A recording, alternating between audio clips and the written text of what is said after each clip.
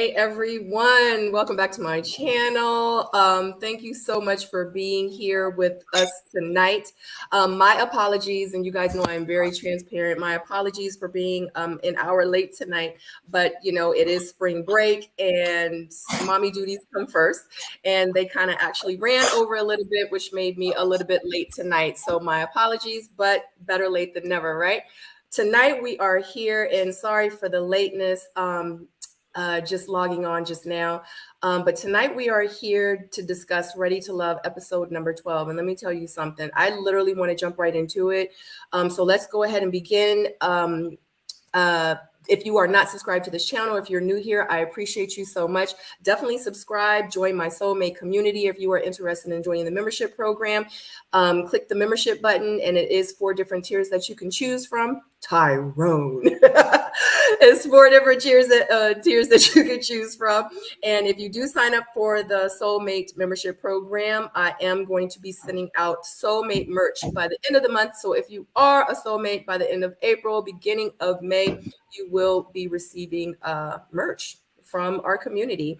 Also, too, if you have not liked this video, definitely go ahead and give you guys a second. Like the video, give it a thumbs up. If you don't like it, click the thumbs down. It doesn't matter. It still helps my algorithms, okay?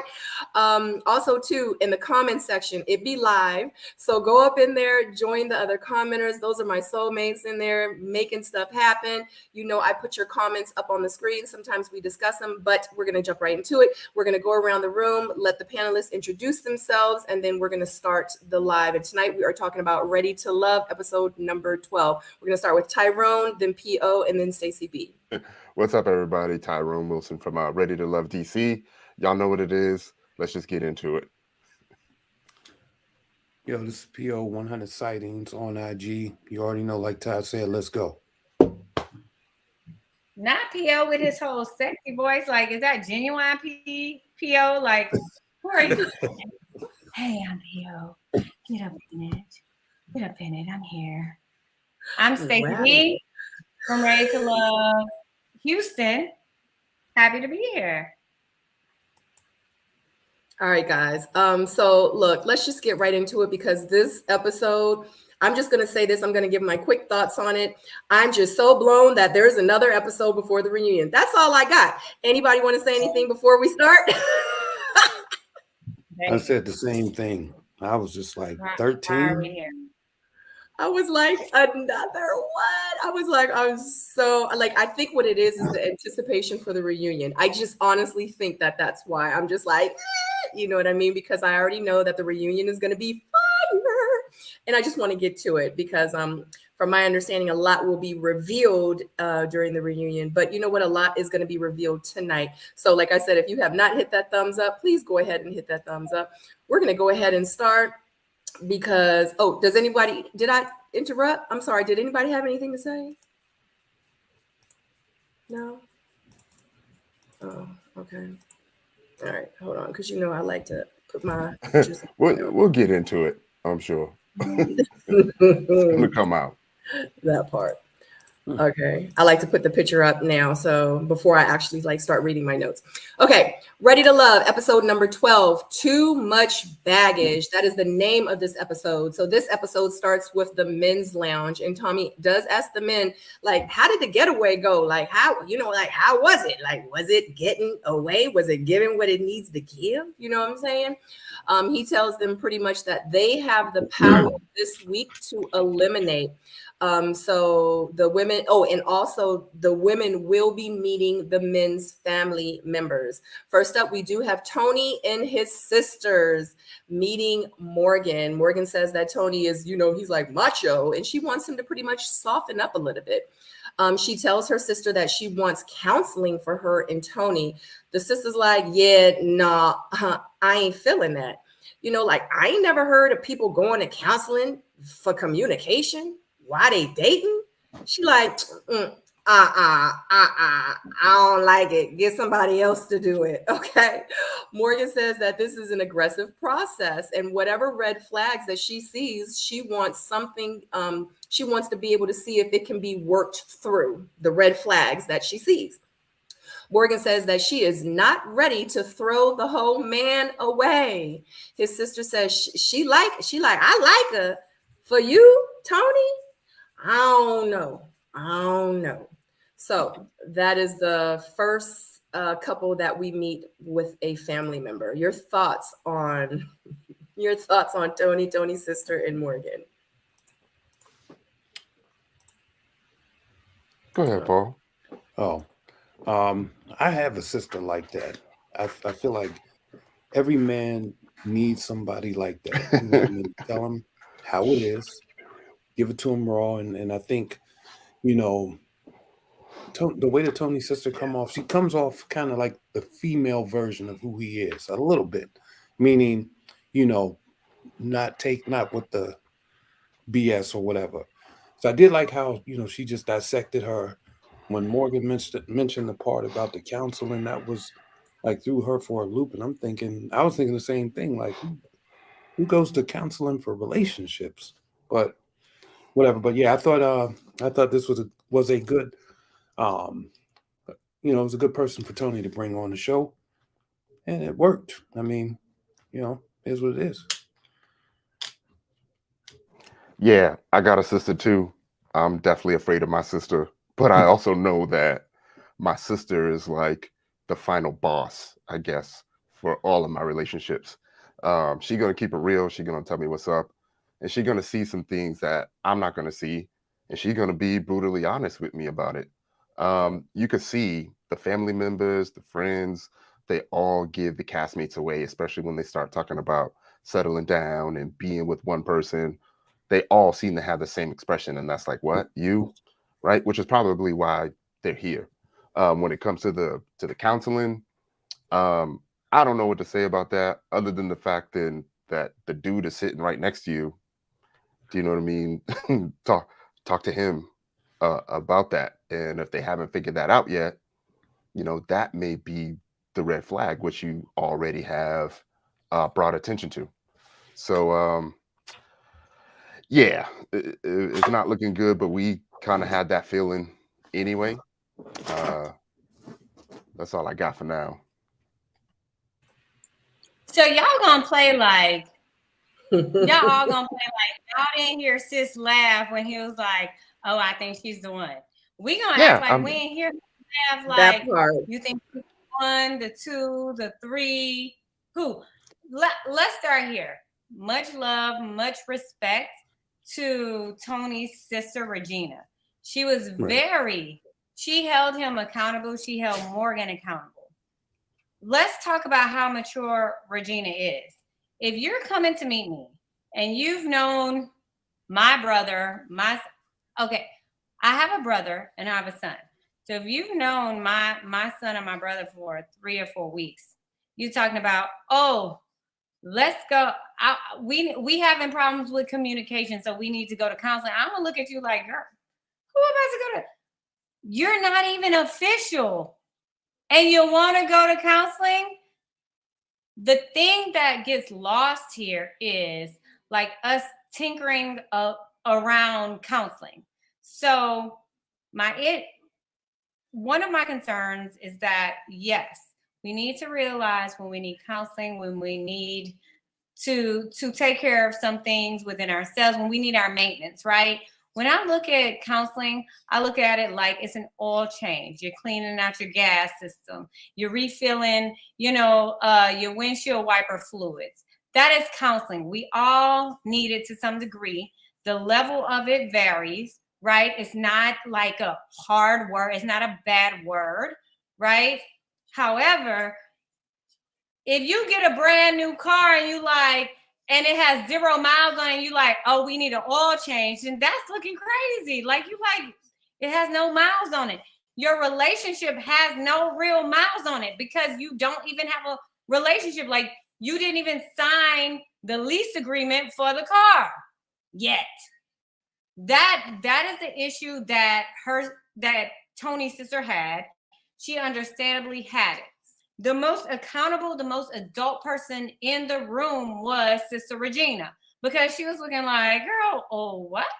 Like, what are you talking about? The other thing that the other thing that I wanted to say was that Morgan touched on some things that was like a concern. So she kept calling him a man's man. He's macho. He needs to soften. She also said, this is an aggressive process. So to me, saying it's an aggressive process was like an excuse for her aggression, for how she is, her aggressive nature maybe. The other thing was like saying he's a man's man was an excuse, because what I learned about Tony, and I was really like last week, I went in on Tony. But the one thing I owe him is his brutal honesty. What we learned tonight is that the whole what y'all call it? August Alsina? No. What's the word? Entanglement, but they didn't mention it yet. The whole I'm sorry, I'm not familiar because I don't. But the whole entanglement wasn't really an entanglement. It was a situationship, because he told her from the jump what was going on. So here's the thing I have with us women, right? And I'm sorry, man, I'm going to side with y'all, or I might bring something to the forefront that y'all need right now. Women, we've got to stop asking for brutal honesty from men to throw it in their face. She kept this that he told her from week 2, right? Because he told her a long time ago when old girl got eliminated. He shared that tonight, on this episode, and she kept that and held it in her back pocket to throw it in his face tonight. I think when women, if we require a man to be upfront and honest, we also have to not weaponize his honesty later on. So if he is being vulnerable with us and he's telling us what it is and he's telling us where we are in this relationship, we can't regurgitate it later and use it as a weapon against him, because we asked for that honesty. That's all I'm gonna say. So are we there? Oh, Yeah. I just wanted to say one thing as far as the what was it, the counseling situation. I feel like, if you're talking about counseling in the beginning of a relationship, it's because you already know that the relationship has failed and you're looking for another way to bring it back so that you can manage it, not so much so that you both need counseling. Yeah, it came off as a little bit of a cry for help, without explicitly saying it. It came off as a little bit of a lack of accountability, for herself and her actions in the relationship. And it also felt like a little bit of blame on Tony's fault, as, he's the primary reason why it's not working. I think she said something like she don't know what else to do, or something like that. So that's what it was given to me. I agree with you in that she was already stacking the deck to fall because of Tony. Like, when you say things like that, you're already placing blame. Like, I think we need counseling because he has a problem with communication and he has this situation. Like, when you're already stacking the deck against him, you know what PO just said. It's a fail. And what sorry, you're definitely not Tony. But what are we saying, Tyrone? You're already saying that you're placing blame. So like what you're going through is wrong already. You're already waiting for the carpet to be pulled from underneath you, and you're just stacking the deck so that you don't receive any blame and that you don't have to take any accountability for your participation in this foolery. Let's talk about that. Like, women, we got a lot to say, but we never have anything to say when it comes to us being accountable on our part of the toxicity. That's the bullshit.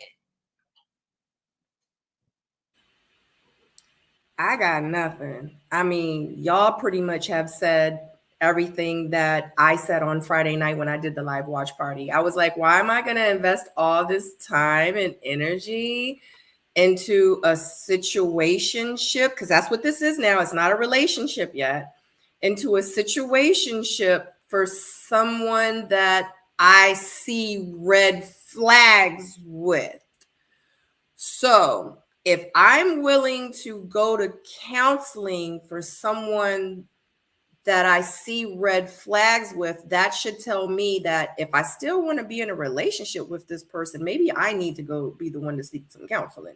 Maybe I need to hear, maybe am I that pressed to be with this man that keeps embarrassing me, that keeps doing this? Like, I'm not saying that that's what he's doing. I'm just saying, if you're seeing all these red flags with the person, what is, and so early on, why am I going to invest? Let me tell you something. I am busy. I am a busy person. I refuse to say that I'm going to go do counseling an hour, 2 hours, once, twice a week for somebody that I may not end up with. I damn sure ain't want to have counseling with the dude I was engaged with. I barely wanted to do it with him. So I'm going to do it with somebody that I've only known for 6.5 weeks and 12 hours and 97 minutes. I don't know. Maybe it's just me. I was like, maybe I'm being harsh because, sometimes I can't be beside myself. But I kind of feel good that I'm not in this alone. Now, I commend her. I will say this on the flip side. I will commend her for saying, I see potential along with the red flags. But for a woman like me, that's even so hard to say because I just don't date off of potential anymore because I've been there. But I'm also 10 years older than her. You know what I'm saying? Like, I used to date for potential. I feel like if I just take some time and be patient, he gonna be the man that I need him to be. I just give him a few more years. I'm gonna put him in counseling. He might, you know what I'm saying? Like, you just can't date off of people's potential. And one thing I also learned, and that was a hard lesson for me to learn, is when a person shows you who they are the first time, believe them. You have to. I've gotten stuck so many times because I didn't believe that one little thing. But anyway, moving forward. Does anyone else have any? Okay. Before you move on, Sabrina, Yes. since you are looking gorgeous and everyone has commented on how lovely you're looking tonight, Queen, I'm just going to say I'm like a year or two older than Morgan. And that shit sound crazy to me because Tony is older than us. And you don't put potential gas in a lemon. You take the shit back to the dealership. Potential gas. Have y'all ever heard of potential gas? You're like, oh, we're running on heat. Let me fill it up with some potential gas. No, you go and get some real gas. No, ma'am. No, sirs. No.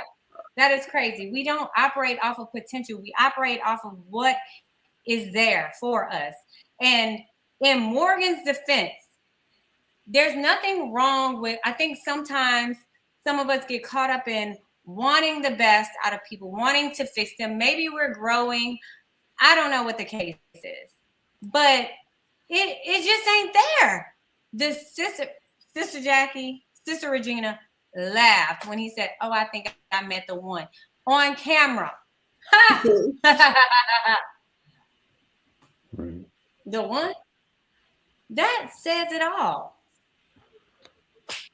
Y'all go get y'all some potential gas. All that is there. Y'all still gonna be on empty on side of the street.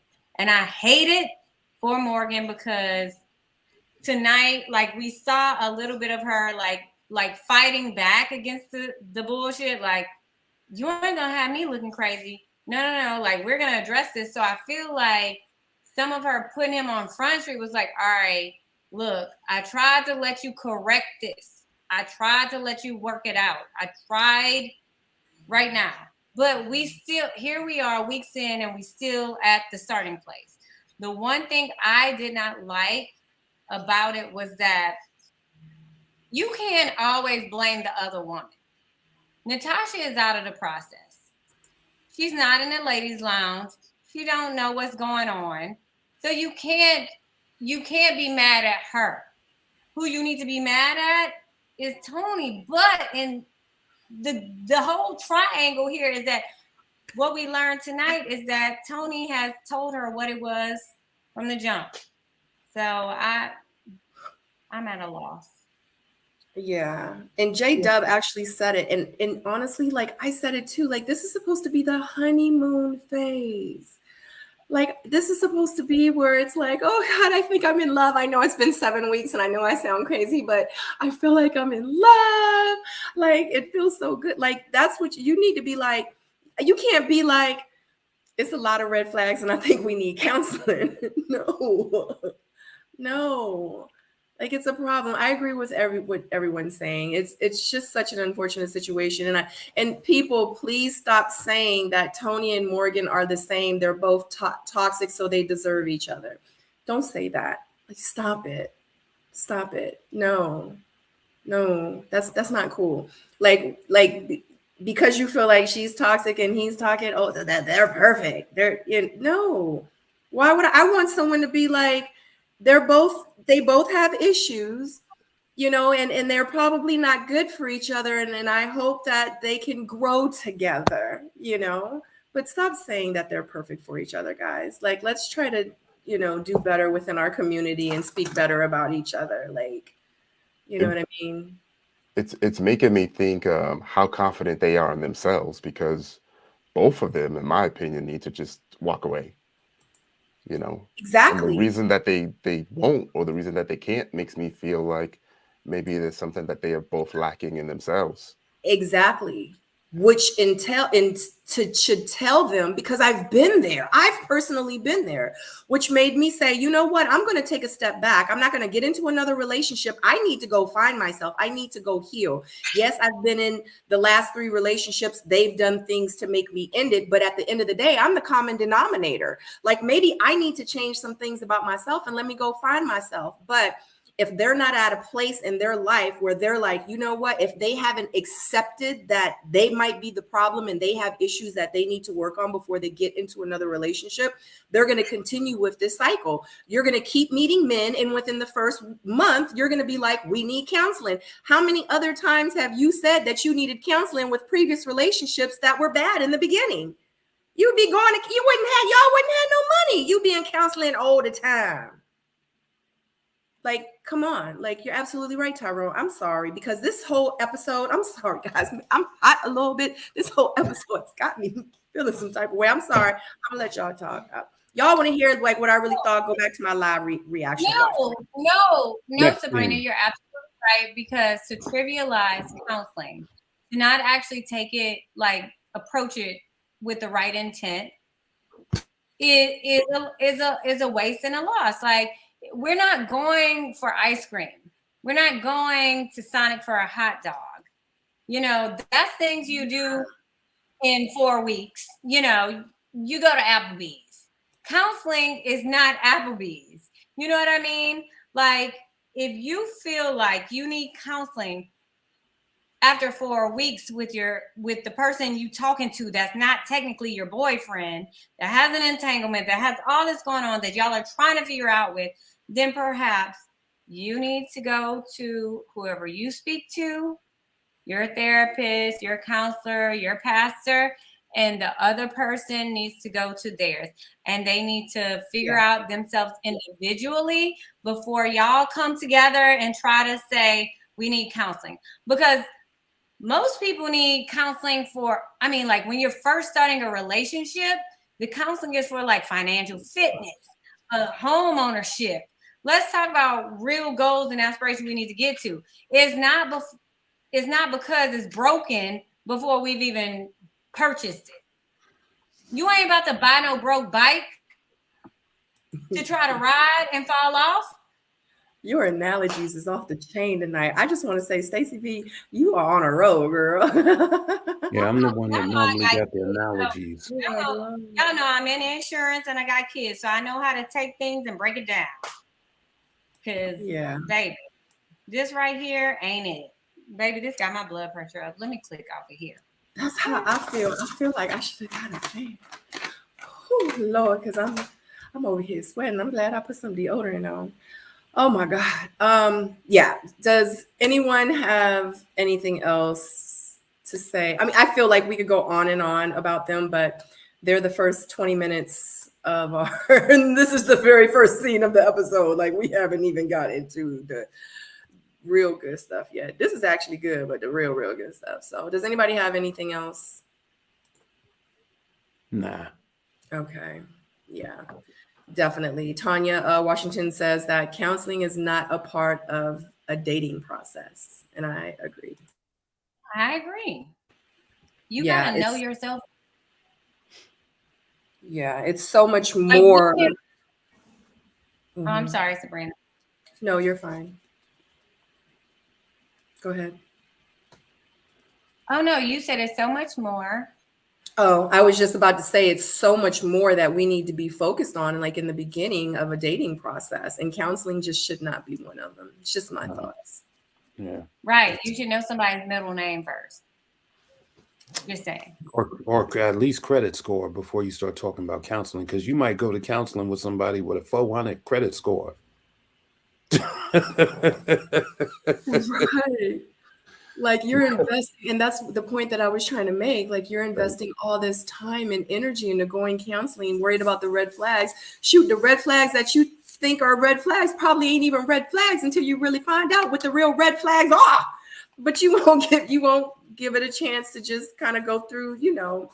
But I don't know. My thing is after like the third, fourth, fifth red flag, I'm like, I'm good. Like, I'm red flag out at this point, because I know it's a guy over here that I've been talking to that got like 3 green flags. So I'm just, you know, and I know she said like it's something about Tony, like it's hard for her to detach herself from it. But I mean, I don't know. The thing is, it's you're confusing your intimate relationship with him, like a physical relationship with him, for what the actual, your physical connection with him, your physical chemistry with him, for an actual relationship or an actual adult, you know, healthy relationship. And oftentimes, you know, that will confuse us, both men and women, when we interject physicality first. And one thing Tony has been consistent with, like when I was listening to him tonight, and I'm sure we'll get into it when we get later into his conversation, he has led with the physicality. He has led with a physical connection. So when you get caught up in that, you get lost in the sauce.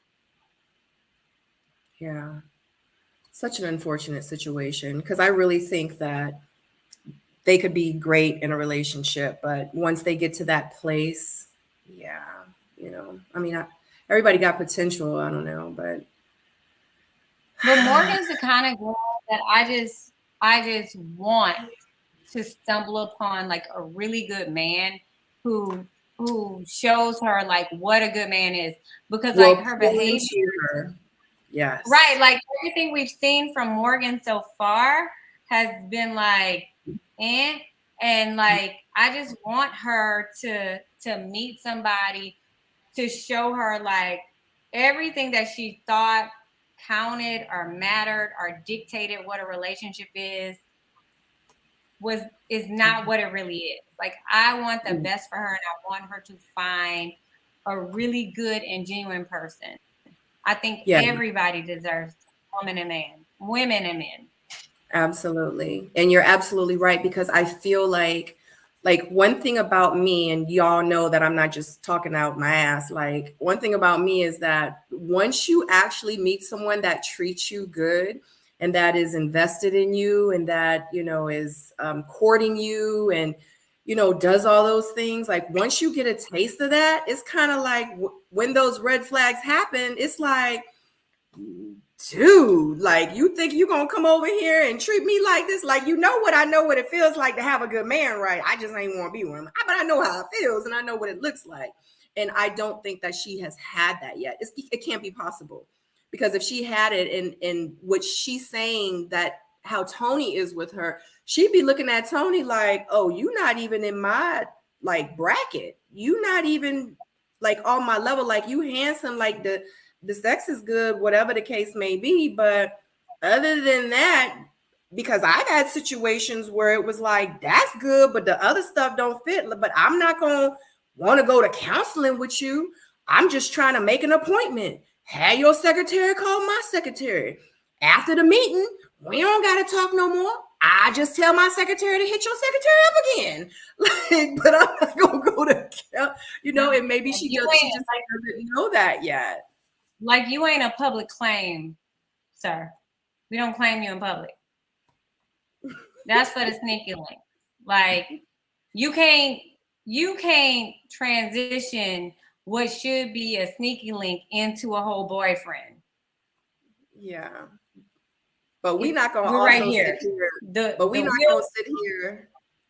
But we're not gonna also sit here and keep talking about Tony's red flags, because Morgan, I think, actually has more red flags than Tony. So.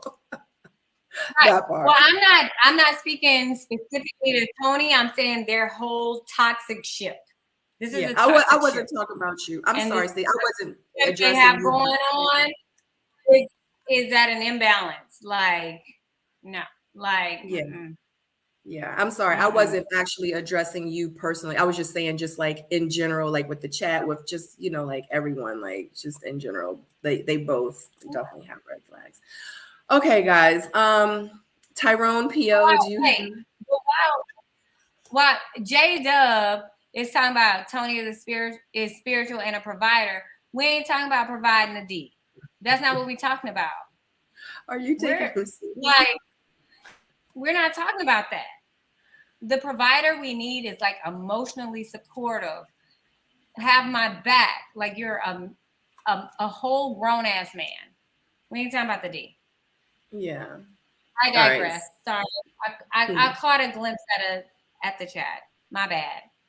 Yeah. So real quick, I just want to give a shout out to another round, Kia Simone, actually Aubrey, Crystal Lynette.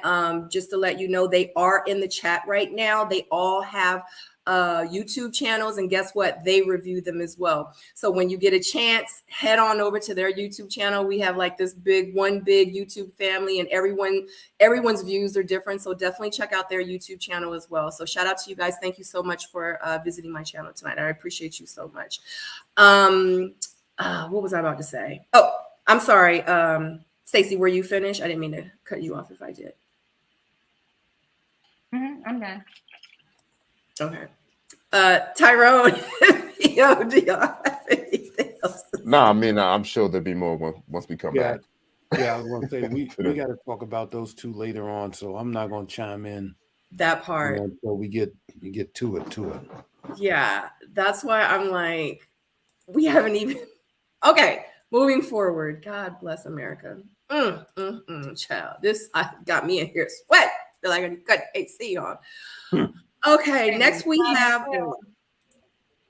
Oh God, it was so warm today. Next we have Anthony and Anthony's brother meeting Cynthia. Anthony does tell his brother about Cynthia's kid's father, James. His brother does ask Cynthia, like, would James interrupt the families, like the peace within the family? And Cynthia was like, he can't do that. He is not a factor in my life. You know what I'm saying? Not, of course, her kids and stuff, but yeah, like he just can't do that. He don't got that kind of power, pretty much is what she's saying. She says that her past does not dictate her future. Cynthia also talks about what she likes about Anthony. Chris does say that he does like her in the end when Cynthia leaves and, he's having a conversation with Anthony. Cynthia mentioned that she does not want to ignore the connection that she has with Andre. And she's still at this point doesn't know like who she likes or who she wants to go with. So I already know what y'all gonna say. Yeah, I think I figured that out. I think I figured that part out. Why everyone is still confused. Yeah, me too. But they've spoke publicly about it, so that's why I know. No, I'm thinking that they did their confessionals a lot earlier than we did. So, well, you said they did what now, Ty? It seems like they did their confessionals a lot earlier. Oh, yeah. Than we did, which would make sense that they're still confused at this point. Oh. Do you know what I mean? Our confessionals were weeks later, and just like we saw tonight, they're doing confessionals for multiple episodes. Yeah. Yeah. So I was like, why are they still confused at this point? And it's because they're doing the confessionals about this date early in the relationship. But in my opinion, I think they're done. Like Cynthia and Anthony, they seem to be the most relaxed together during the dates. It seems like they've been set for a while. And I feel like this date, the things that they talked about was the one negative thing that we could critique them on, which was the ex that they just totally cleared up for us. You know what I mean? So he could have said, you know, he had issues with anything in the world, but he mentioned the ex, and he said that's the only thing that he's got an issue with, and they cleared it up. They both did a great job. Boom. They've been doing good together, you know, the whole season. Yeah, I feel like I do like the way that Cynthia comes into the room. Like she's always, you know, um I don't know, I like her style of communication. She's like super open, to the point, and reassuring. One of the things I do remember about that date is, you know, she comes in with the boss approach, you know, but she's still a lady, and she still is, you know, in position to be a partner and not, you know, I'm going to run this relationship type of deal.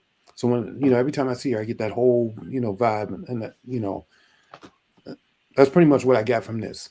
You know, she's going to be there. She's going to show up and you know, and his partner, and at the same time, you know, get rid of the outside noise, and, you know, and try to build with the guy. She seems very, very genuine. Yeah, that's because that's called confidence. True. That's all that is called confidence, because that's how I walk into a room. Like nobody is better than me, nobody is above me, nobody is beneath me. Like I'm confident in where I stand with myself. So nothing can shake me. But oh, and shout out to, I'm so sorry. Shout out to It's J Dub. He couldn't join us on the panel tonight, but definitely check him out in the comment section. And you know he always keep the comment section live, because It's J Dub. He says, Stacey B, are you taking J Dub seriously? I'm just trying to be nicer because Sabrina said I had to. So definitely check out J Dub. He also has a YouTube channel. So one more thing I wanted to. Oh, I followed up with J Dub and told him I knew he was being sarcastic. So I was having like a sarcastic response. Go ahead, Tyler. One thing I wanted to mention, I want to know if y'all caught it, that when she greeted him, she says, Hey, hello, husband. Hey, husband. Hello, husband. They're good. They're good. They're all set. Yeah, but you know what's crazy is I wrote that down, Ty. I rewinded it and wrote it down again. The thing is if they're good, then why it just mind boggles me, because into the very last, even this last episode, I mean, this last scene of this episode, you literally see Cynthia say, I still don't know. Like now I'm even more confused. Like that's how we end this episode. So regardless if they did the confessionals, I don't know what Andre is doing to these women, but I'm like, girl. He got potential. You know, he got potential. I mean, he has this suave approach, and he's easily swayed. And so to me, knowing what I know, and I mean, Cynthia and I are about the same age, you know, like to me, Andre, bless your heart, sir. You know, I'm from the South, so I think of things differently. Like when you are so easily moved and swayed by the conversation of, you know, of who you're having it with at that time, that doesn't make me confident as a lover. Because it makes me feel like if you're saying you locked into me and then you see somebody cute and y'all have a decent conversation, for whatever reason, whatever she's saying to you, you're going to be swayed that way as well. Like, I'm not confident in that situation, like that kind of person. Tyrone, what's so funny? No, I mean, I was going to say, like, if he was going to be swayed, then being swayed by Cynthia ain't such a bad thing. You know, 'cause we saw that in the beginning. We thought him and Jeffrey was it, and then Cynthia comes in and he's smitten by Cynthia, and then I think the third person was Mercedes, which is, you know, I get it, you know, I do.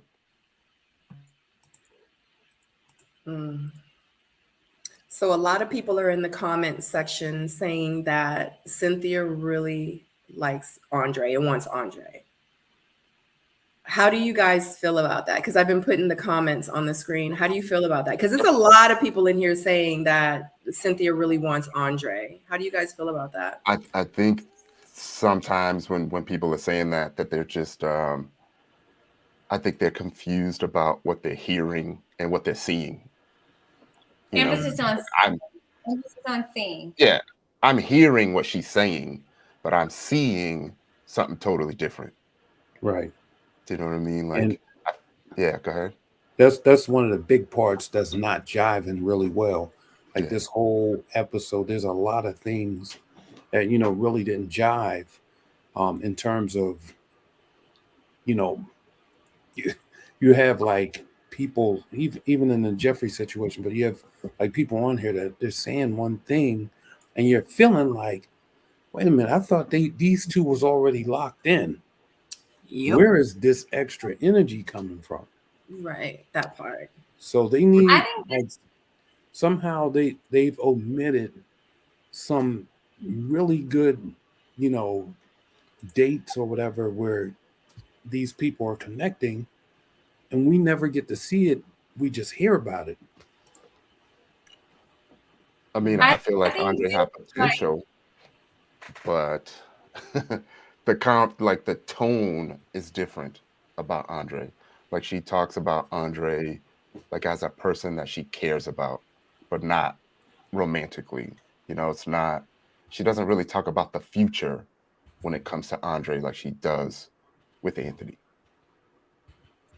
Well, then my question is, what the hell are you confused about? There has to be But she's something not, here that's she's not. creating that confusion. I mentioned the timing of the confessionals because you can see her looks in the confessionals is her old looks with the, the pulled back ponytail and stuff, and not the new up to date looks. Because the new up to date looks, her dress I got you. I got you. was just about the same dress I got Jeffrey you. had on. So they basically slid in like a confessional from an older thing to kind of match it up with. Yeah. To tell the They story. cut her audio out a lot too. Like they cut her out mid sentence. I know. Yeah. Did I cut you off, Stacey? My bad. No, babe, you're good. Are we done with the Anthony and Cynthia and his brother? Yeah. Yeah. I think they good. I think they've been good. I don't know why the crowd is confused because they've been hearing what Cynthia's saying, but I've been sold on them pretty much since their first date. Yeah, I think it's just because of it's the context that she's using with Andre, but her actions with Andre, but her words with Anthony, the some of the like husband, you know what I mean? But then it's like you have her over here with Andre, it's a little bit like it's different. It's not the same energy. The energy she given to Andre ain't the same energy she given to Anthony. Right. Just because she sheds tears with a dude don't mean another dude can't be the one. That's true. Oh Lord, child, I'm over here sweating. I feel like this is like a classic. I feel like I don't know if it's production or if it's just the way the cookie crumbles. I think this is a classic battle that some women face. Like good guy, like a good looking guy versus the guy that's good for you. And I think like all too often, like women, we find ourselves, like many women, not everybody in the chat, not all of you. I'm not trying to place this on y'all. I know y'all some smart people, y'all soulmates. But I feel like a lot of women have this struggle where like you have aesthetics, you have like a momentary feeling, like what you're hearing, like what you're seeing and how it makes you feel at that time versus what you know what's good for you and what makes you feel like home. I feel like men probably go through the same thing. Women definitely do. And I think that this is something that was necessary for us. It's a necessary conversation to have, you know, because for some reason, Andre is, you know, getting the attention of the women. And we can see, like, dude, you're all the way kissing her, like you're all the way emotional, like physically involved in Jeffrey. So how do you have all these other connections, and how is this such a problem with these other women? You know what I mean? Like, that's what I feel is trying to be shown to us right now.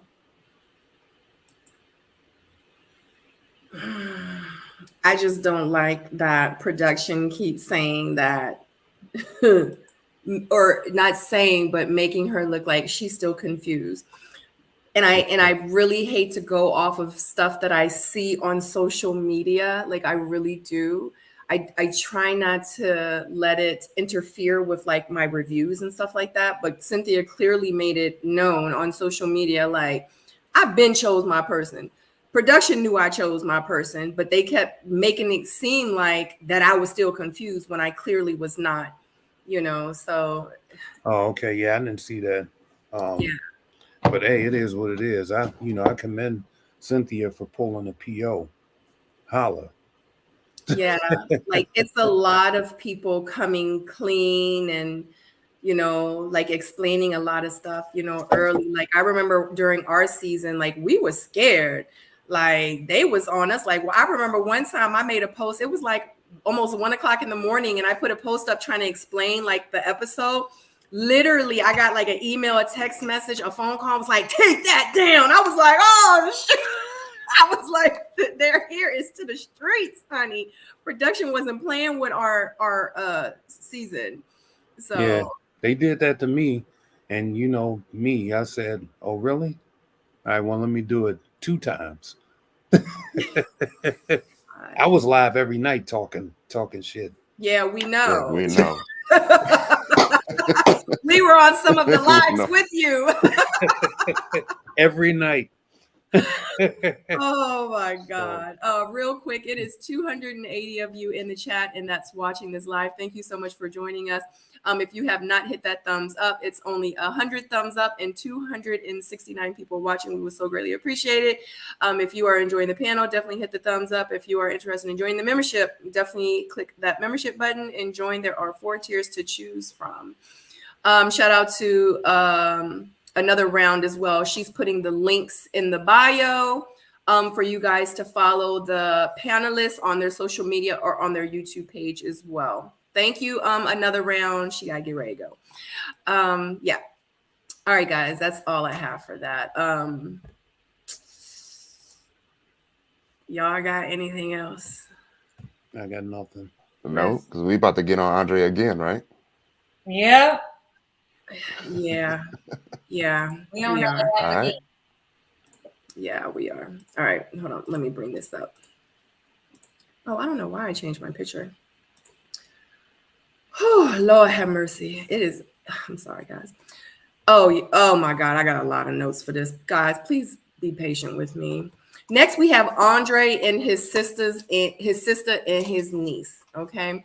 Andre tells them about the 2 women that they will be meeting, Cynthia and Jeffrey. Cynthia enters the scene first, and the sisters get right into it and ask Cynthia, like, how old are you? Like, you know, Andre don't got no kids. Like, how many kids do you have? So since he don't got no kids, like, are you willing to have more kids? And Cynthia's like, I'll give him 2 kids and a dog, nothing more. I can't do nothing else for him. And the reason that I have the dog is because if he's interested in the 3rd child, that's why the dog is there. So let's go ahead and dive into Cynthia and Andre. And you know what? Let's just get right into, hold on. Then Jeffrey enters the scene and says, seeing Cynthia definitely threw her for a loop. She was not expecting to see her there. The sister jumps right into it with Jeffrey and says, 31 with 3 kids, huh? The sister said, well, you know, you're more of a liability than you are an asset, right? She said, so what do you bring to the table to a man with no kids? Jeffrey responds, well, I'm everything that a man could want. And his sister pretty much kind of looks over like, okay. So Cynthia begins to say, well, I have 2 masters, I have 2 bachelors, I have 2 businesses. And by the way, my kids are good. My kid's not looking for a father, because Andre would not be the father, like he would be the bonus dad. Jeffrey says that she does feel very indifferently, or she definitely feels judged. Jeffrey says that she should turn and look at her brother, because why, out of all the women with no children, he still chose me, the one with woman, to come and meet him. When the women leave, the niece says that she likes Cynthia. The sister says it's too much of a baggage. If I had to choose, I would pick Cynthia, but in real life, I don't want to pick none of them. None of them, honey. That was a lot for the notes. Thank you guys for being patient with my notes, but this was a really big scene, so and I wanted to be as thorough as I could with the notes. And go. Yeah, I'll say this for the Cynthia, you know, it was typical Cynthia, come in there, great demeanor, you know, really knows how to talk to people and communicate herself or articulate who she is as a person. That part I love. You know, and then pretty much saying, you know, look, we're secure over here. Like, you know, it ain't like we trying to get him to pit. We ain't trying to, you know, pinch his pockets. That was cool. What I didn't like, though, was I didn't like what they did to Jeffrey, because I can tell that when Jeffrey came in the room and, you know, they kind of dove all over her. I get it. 31, 3 kids. It looks like a different story. It looks like a crazy story from the outside if you're thinking about it from a family member's perspective, right? But then Jeffrey said something when she started to explain to her, you know, and she said, I'm everything that a man could want. I believe that whole slot was taken out of context because it just cut. There was no follow up. There was nothing that led to it. It just seemed like a one liner. And so for that, like, I would have liked to see more context around that. I really don't get the feeling that Jeffrey feels like she's, you know, the prize and that she's the only one out here. Get on my phone, Theo. I don't get that from her. I don't. I see a little bit. I see there's a little bit more humble pie in there. Like, folks, do you? Like, yeah, because there was nothing humble about it. Out of all these women, your brother's choosing me. That's not a humble statement, sir. That can be, but that can be something that expresses that I'm confident. Like, you know, you don't know me like how he knows me. So, you know, he's here for that reason. You understand what I'm saying? So, Theo, can I just say this? Can I say this? I have 3 children. I did not have 3 children at 21, but at 40, I have 3 children. Right. I had these 2 of the 3 within a very long-term marriage. Okay. When I'm dating, I understand the fact that some people may look at this like baggage. I understand that some people may look at it like a liability. The difference between Cynthia and Jeffrey is that Cynthia is further in her career and in her like stability from what we can see than what Jeffrey is. Cynthia stated she's not looking for a stepdad.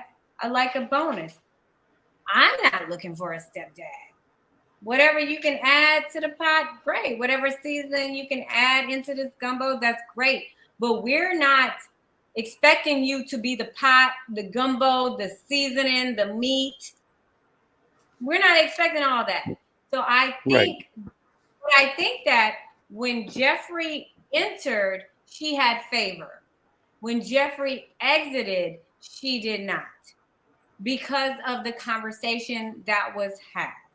And Yeah, that but is that conversation, because when Jeffrey entered, the sister Camila, which I know we can say that Camila was rude, whatever, but she was doing what a sister is supposed to do. Sisters are very protective of their brothers, especially baby sisters, because I think like what I heard was that she was the younger sister, right? So you hold your older brother up to a different degree. And remember, this is your Forbes brother, right? So she's looking at it from a different angle, right? Mm-hmm. So when Cynthia entered with -10. They were like, oh, hey, what's up?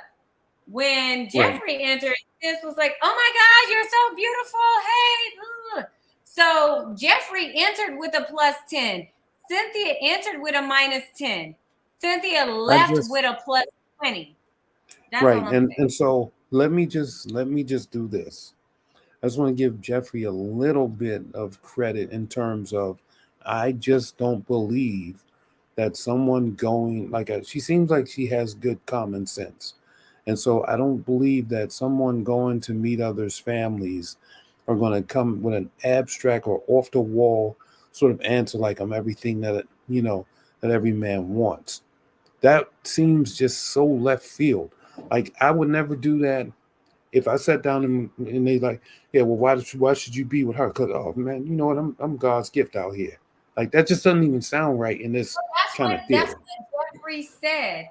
Now, to your defense, to Andre's defense, he did say, this is the calm before the storm, because my sister can be like mad aggressive. Like my sister's very protective. He let us know that his sister can go in. However, what Jeffrey lacked today, like the exact opposite of what you're saying, is humble pie. Like she was not, she told us when she walked in, she wasn't expecting Cynthia. She was expecting this to be a home run. She was expecting like something easy. And like when you're already, if you handle adversity, ask your brother, why am I the one? Clearly I'm the prize. That is not humility, PO. That's not it. That's not it. Having accountability, being realistic means, hey, listen, I know I'm coming here with 3 kids, right? My kids have fathers. It's not the best situation. Jeffrey has expressed it's not the best relationship with her children's fathers. However, you are looking for a mate for you. You're looking for an addition, somebody that can add to your children's lives, right? You're not looking for a father to your children, because if we, like Jeffrey stated, that's my biblical husband. So if we're going to go to biblical, we know that our children leave their mothers and cling to their wives. So at some point, all of our kids are going to leave us. So when we're as mothers, when we're out here, especially when we're in our 30s and 40s, and we're looking for our partners, we shouldn't be looking for fathers. We shouldn't be, if we're dating, we should already have our kids, have our lives in a system. Because if we don't have our system together and you're looking for a father for your kids, you're right. That's a liability. You know what I mean? I'm in a place where I want to find someone that can be here for me, because at some point my kids are going to leave me, and I want them to live their best lives. I want a partner that can add to their lives, but does not make their lives, right? Yeah, but I didn't hear her say that she was looking for a father. That's why mothers like me, that's why single moms, who have multiple kids, we get a bad rap because of that perception. that we're always looking for a father for our kids. No. And Cynthia was right to distinguish between, I'm not looking for a father for my kids. Now, he's bonus. Yes, I'm looking for a partner. And I think that that's something that Jeffrey needs to lose whatever guilt she has that she's carrying around behind whatever her relationships with her dad, with her children's fathers are. She needs to understand and she needs to accept the fact that she does deserve someone who's there and supportive of her, period. I mean, I look at it this way. There's a two-sided thing to this. When you go and talk to somebody's family, you should feel and you should be proud of who you are and what you represent, as long as, obviously, you're not on the street, smoking dope or something crazy like that. But, in general, you should exude self-esteem, things of that nature. Like I said, if I'm going off of what I saw on TV, yeah, absolutely, I would be appalled, watching that. I don't think that happened like that. And then ultimately, I feel like, this was just one of those moments, an eyebrow raising moment for the show. And they created that to give us this sort of conflict. I'd like to see how this plays out, though, because there's going to be another side to that when it comes to meeting her family or their family. So I'm going to reserve, further commentary on that, until I see, how this plays out on the other side. Real quick, guys, I definitely want to give Dee Dee a shout out for the super chat. I appreciate you so much. Thank you. Thank you for watching and supporting my channel over here and the panelists as well. Also, I want to give a shout out to Kayla.com. I don't know if you guys saw her in the chat, but Kayla.com is Kayla from Ready to Love Miami, the first season. So if you see her in the chat, again, definitely say hi. And also, she does have a YouTube channel. So definitely go over to her channel and subscribe because she has some amazing content. And I was actually on one of her panels one night. So definitely check out her channel as well. All right, guys. Sorry, I just wanted to do that quick before we got too far away from this. I'm listening. Go ahead. I think that where women, like where Jeffrey made a mistake with the sister was saying that she's everything he needs.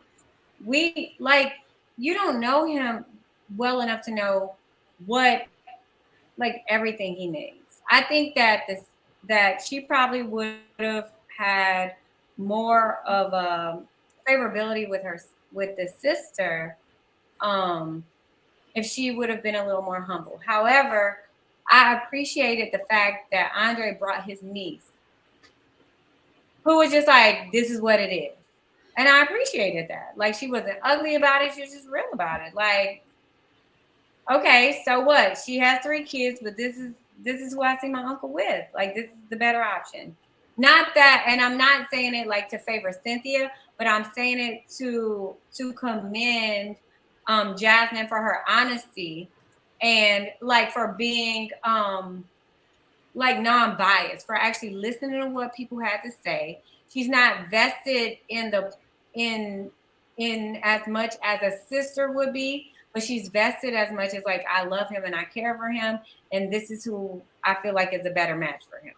So I appreciated having not just a sister, but the niece to balance it. Tyrone. Yeah, so many points I want to touch on. I'm afraid of my sister too. Definitely pay attention to the family's reactions, when the people are talking about what they want, because the family and the friends give them away all the time. So it was pretty clear, that Andre has been in the streets for a while, right? Because they were both shocked about him wanting to settle down, and they both said, like, finally settling down. We mentioned the niece, right? And the niece was the one that really gave him away, because the niece clearly said, you said you didn't want no kids, right? Another thing that I wanted to point out, like, I like the fact that Jeffrey was confident in herself and she doesn't see her kids as a detriment, which she shouldn't, right? And she should be Absolutely. confident in herself. 3, 4, 5 kids. Um, I don't really think that matters when you're dating. I do feel like the sister was at this point is not evaluating Cynthia and Jeffrey for dates, right? Because he said that he wants to settle down. Now, their brains are switched and they are evaluating for a future partner. And my sister, with younger Ty in mind, she would have been like, no, I don't like Cynthia nor Jeffrey for you, younger Ty, because I see a whole lot of potential for my brother. And me as a woman, I'm feeling like, if I had the choice, I would much rather see you start fresh. Not that the kids are a problem, but I would want to see you start fresh. So I could see my sister saying no to both of them as well. But if we had to choose, then I would choose Cynthia. One, I liked her answers.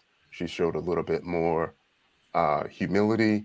But one of the things that I wanted to point out is that I didn't hear the audio, but it seemed like the sister already knew that the father wasn't in their lives, Mhm. which could have, I don't know where that came from, but it could have weighed in, on their decision. Mhm. Um, I have said things similar to what Jeffrey said. Like, and deep down inside, I feel like I'm the shit, but I Mhm. wouldn't say it like that, especially if I'm meeting other people's families.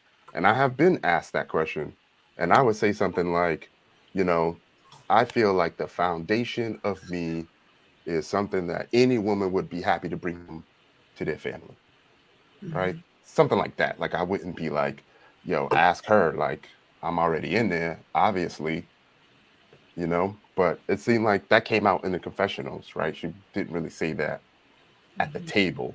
But I feel like at that point, Jeffrey's probably tired of having to answer to these questions where she clearly feels like the kids aren't a detriment. I've been a single mom all these years. It's not stopping me from dating. Clearly your brother likes it. So again, ask him, like I probably feel some type of way too, being questioned. If you feel that way, Ty, Hmm. as me, when I first meet somebody, hey, I'm a mom, I do this, da, da, da, da, da. This is my schedule, da da da da da. But I don't use my children as an excuse for everything. Like, I understand what you're saying and I can appreciate what you're saying. But a lot of times, what we've seen with Jeffrey is using the children, not like using them. So don't come from me, Jeffrey, I swear, because I don't talk about people's kids. I have children. But let's not use the fact that we have children as an excuse for whatever. Like, I just feel like Jeffrey deserves to feel like a woman. Like, one thing that I learned from our dating experience, right? Sabrina and I are moms on the show. Like, and we walked through the same path as Jeffrey, right? One thing that I learned was that, like, you deserve to be loved wholeheartedly as well. Wholeheartedly as well. Like, we can't keep using our children or our situation with our children as any excuses, or like I like I said, they will leave us at some point. They will grow up, they will leave us, and what you have left, you don't want to find someone who only fits as a good father for your children or a good provider for your children, and then once your kids are gone, what do you have? So I guess that's more so like the mindset that I'm coming from. I think that throughout the process, I don't know if it's an excuse or if it's guilt or whatever Jeffrey's going through. I don't know her. I've never had a conversation with her. I don't know. But I feel like She deserves to be loved as herself. All mothers deserve to be nourished and loved as a woman as well, and not just as a mother. That's all I'm saying. And I understand that her children are young. And I understand that, whatever man you meet will have to be in the lives of you and younger children. I totally get it. I understand that. However, to go into this process and presume that when you meet people's families, like one thing that we're missing from this season, like what the other seasons had, several people had their actual parents here. I think that parents present would have been way more raw than what their siblings are, way more direct, way more brutal than what we saw here with our siblings. And we know that. Agreed. Yeah. I mean, their sisters, their nieces, their family members, they're gonna, like someone said, they're gonna say the things that we, are scared to say. You know what I mean? I said in my live that I did on Friday, at the end of the day, like if I had to choose, this is who I would choose. But at the, like, when it boils down to it, as his sister, who is best fit for him? Neither one of them. Period. No, because he's 40. He's 40, and your sister is looking at you like kids. By 40, you either know if you want kids or not. Yeah. By 40, you need to understand that by the time you're 40, people are going to either have kids, have exes. At 40, if you're single and you're dating, what people qualify as baggage, your potential interest is going to have this quote unquote baggage. So regardless of if it's an ex, because like what we saw, and we haven't gotten there yet, but in Mark Anthony's, when his friend was there, they were, have you been married? Do you have any exes? Have you been engaged?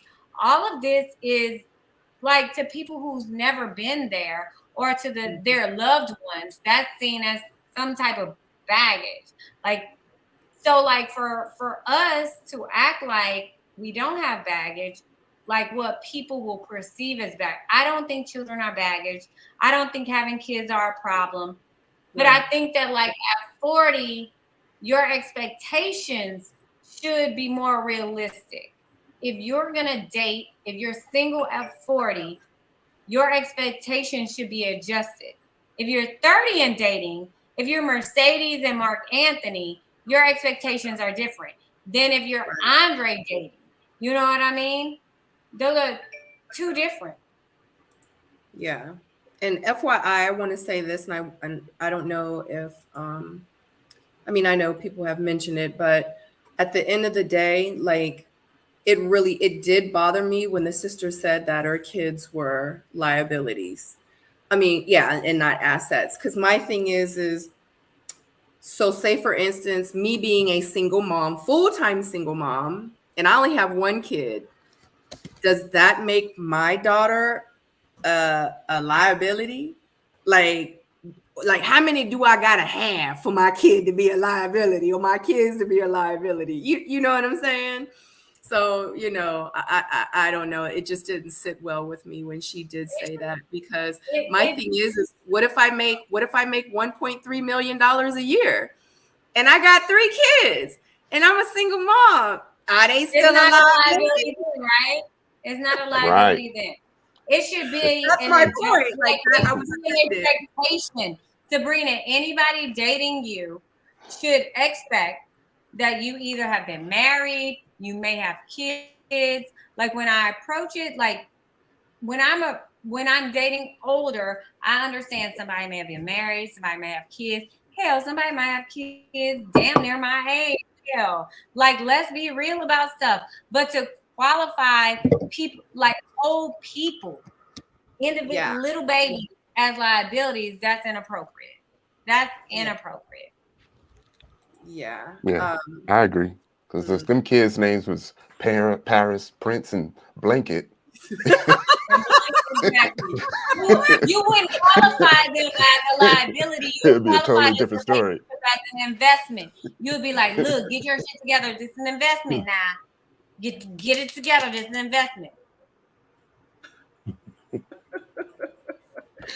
Sure. I just, that's just like when people ask me, like when I was on the show, they was like, and they didn't show this part, but they were like, you want kids?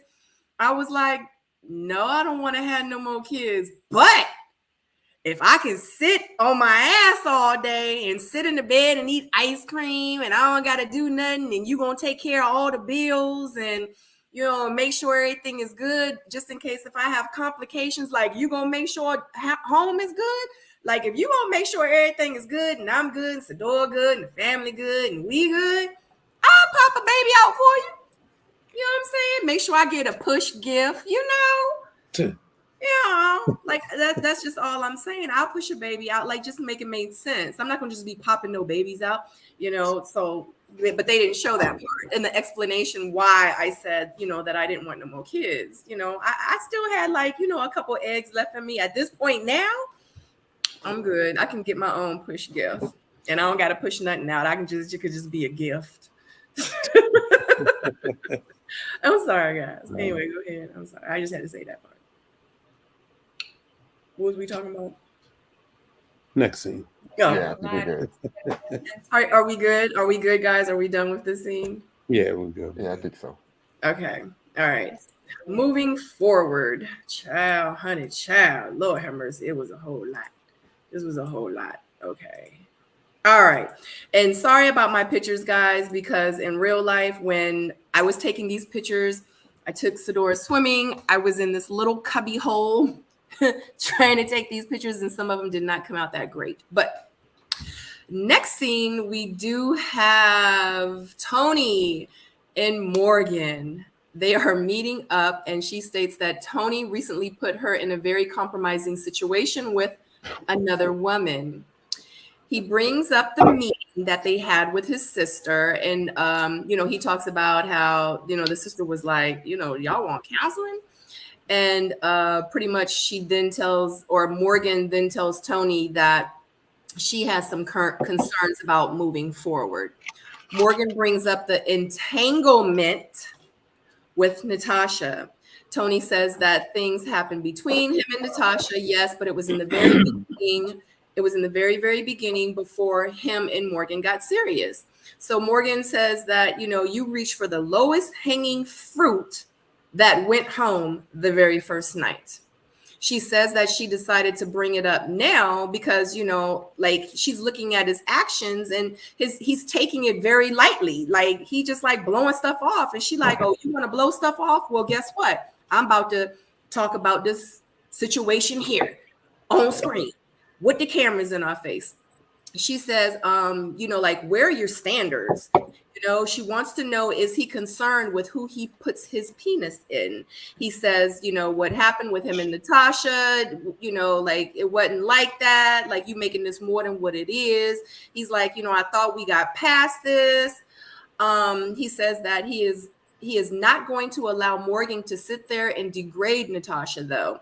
He says that he makes mistakes and he told her because he respects her, Morgan, and wanted to tell her instead of her hearing it from someone else.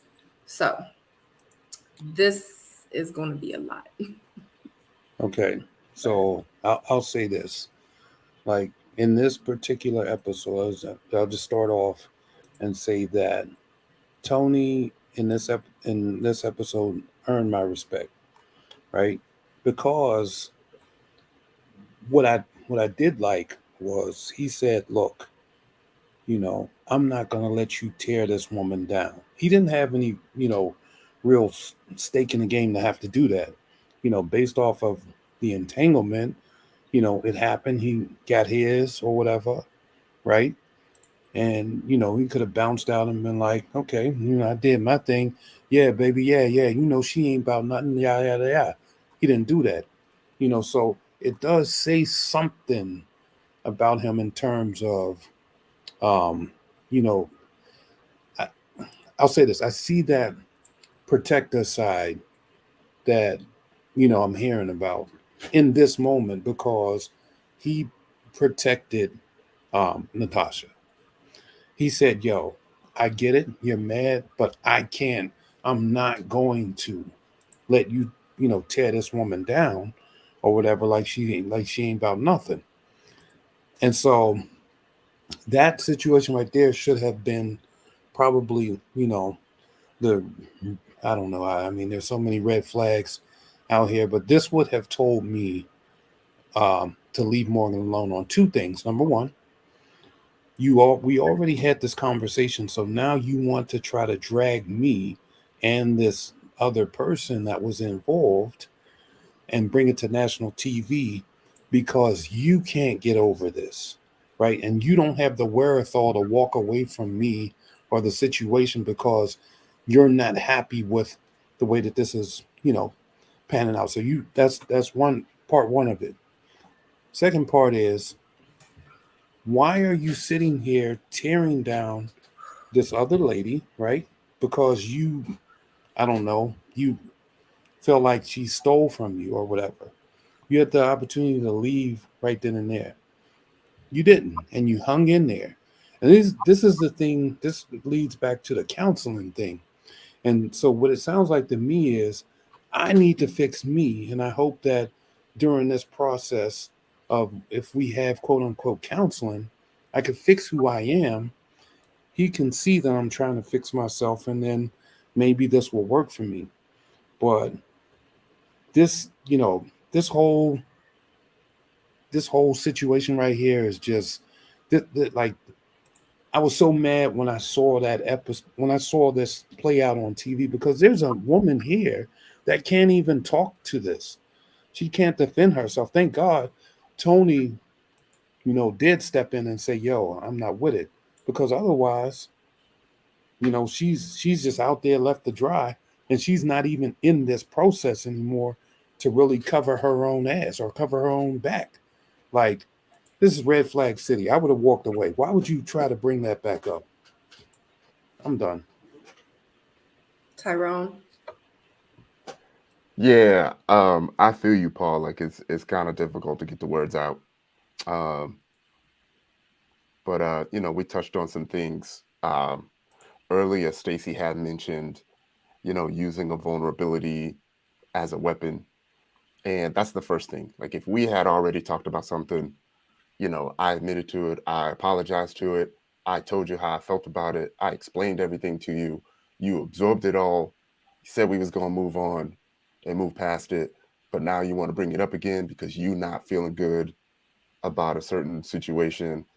Nah, you got maybe one or maybe two times to do that to me, and I'm peacing out, because I can't do it, because now I'm walking around, on edge, because you might bring up something that hurt you in the past.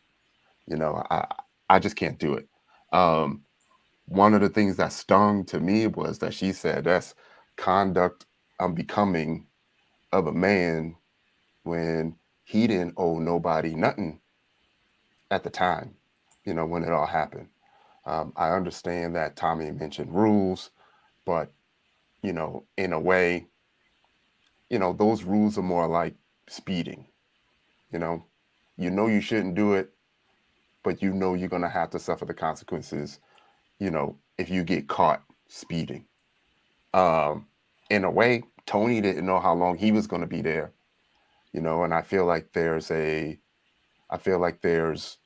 rules for the show, and like there's rules for everyone's individual process, and at that time, maybe he saw a possibility of a connection at that time, because he don't know how long he's staying on the show as well. Yeah, but to bring that up, to go at Natasha, the fact that he did defend Natasha, I would have done the same thing. One, to protect her, and then two, to be like, I'm not out here just smashing trash. Like, what kind of guy do you think I am? First of all, and she's got a lot of credentials. She's a whole lawyer. You know what I mean? And she's on the same show as everybody else.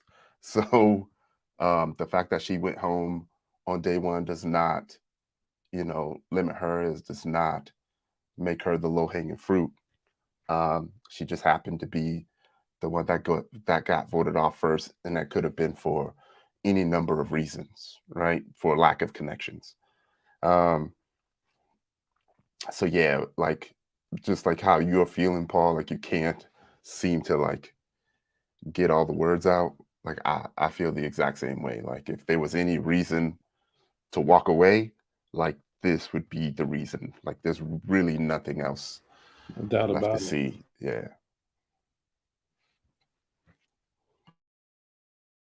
Stacy?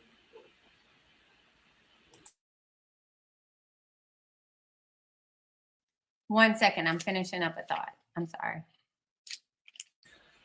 So for me, I know when I actually reviewed it on Friday, and I keep saying, guys, if you haven't seen my live reaction watch party, I go in like a lot about how I feel about things during my watch parties. So if you haven't seen that, definitely check that out. But it made me feel a type of way. One thing about me, I'll always accept people for who they are. If you're the nice guy, if you're the villain, if you're the not so fun person, if you're the toxic person, I feel like if you're showing me exactly who you are and you're unapologetically you, I'm going to love you. I don't like to guess who people are and how they are. So if you show me like, yeah, I'm that BITCH, it is what it is. You know what I'm saying? If you don't like me, you just don't like me. I'm going to be like, sis, I love you. I love you because you're being exactly who you are. Now, when Morgan did that and said the things that she said about Natasha, it really hit home, because one thing about me, I don't talk bad about people. Like I usually give people like their props. If they do something I don't like, I'll be like, I don't like it. I don't think that but I don't really be bad mouthing people. But when she said and did the things that she said about Natasha, it just really rubbed me the wrong way. And I just was like, at that point, that was like my point where I was like, sis, like, y'all know I'm a girl's girl. Like I try to uplift, empower, and, speak positivity, even when it's like not that great. Like I just be like, oh, why she do that? Like I wish she wouldn't have did that. But it's just like, tag, like, like I was kind of, I knew like the Nair thing kind of rubbed me the wrong way with Morgan. And I was just like, dang, sis, she's a beast. Like she don't care. You know what I'm saying? But like this just kind of hit me home. And I just was like, dang, like, why did she do that? Because at the end of the day, Natasha didn't do nothing to her. Absolutely nothing to her. Not even there to talk on her own behalf. Nope. And I'm sorry, I was like finishing up comments in the chat. However, I wrote this down. I do not like Morgan calling Natasha low-hanging fruit because she was eliminated at the mixer. We know that it's a lot that goes into the mixer. It's our first time being on TV. It's our first time with all these cameras around. And what we've seen historically was that sometimes attorneys are some of the first to go because they're very 100. But what we've also seen was they're the first ones to get the call backs, right? They're the main interest. I think like we go wrong as women when we don't hold men accountable to what our understanding and agreements are with them, and we hold the women who have no clue what's going on with us, we're mad at them. There's no way in hell Natasha is low-hanging fruit. And what's crazy is that, like, literally, Ty, Keo, Sabrina, if y'all go back to some of my other, your previous panels, and I'm like, bring Natasha back, because I feel like she has something to offer. How many times have I said that? And now, several episodes in, we're finding out Natasha never left because what? She had something to offer. Other than physicality, because you know, you have to be interested in whatever.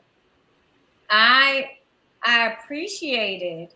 It's not a lot that I could appreciate Tony for. I'm so sorry, Tony. I don't know you, and I may have it all wrong.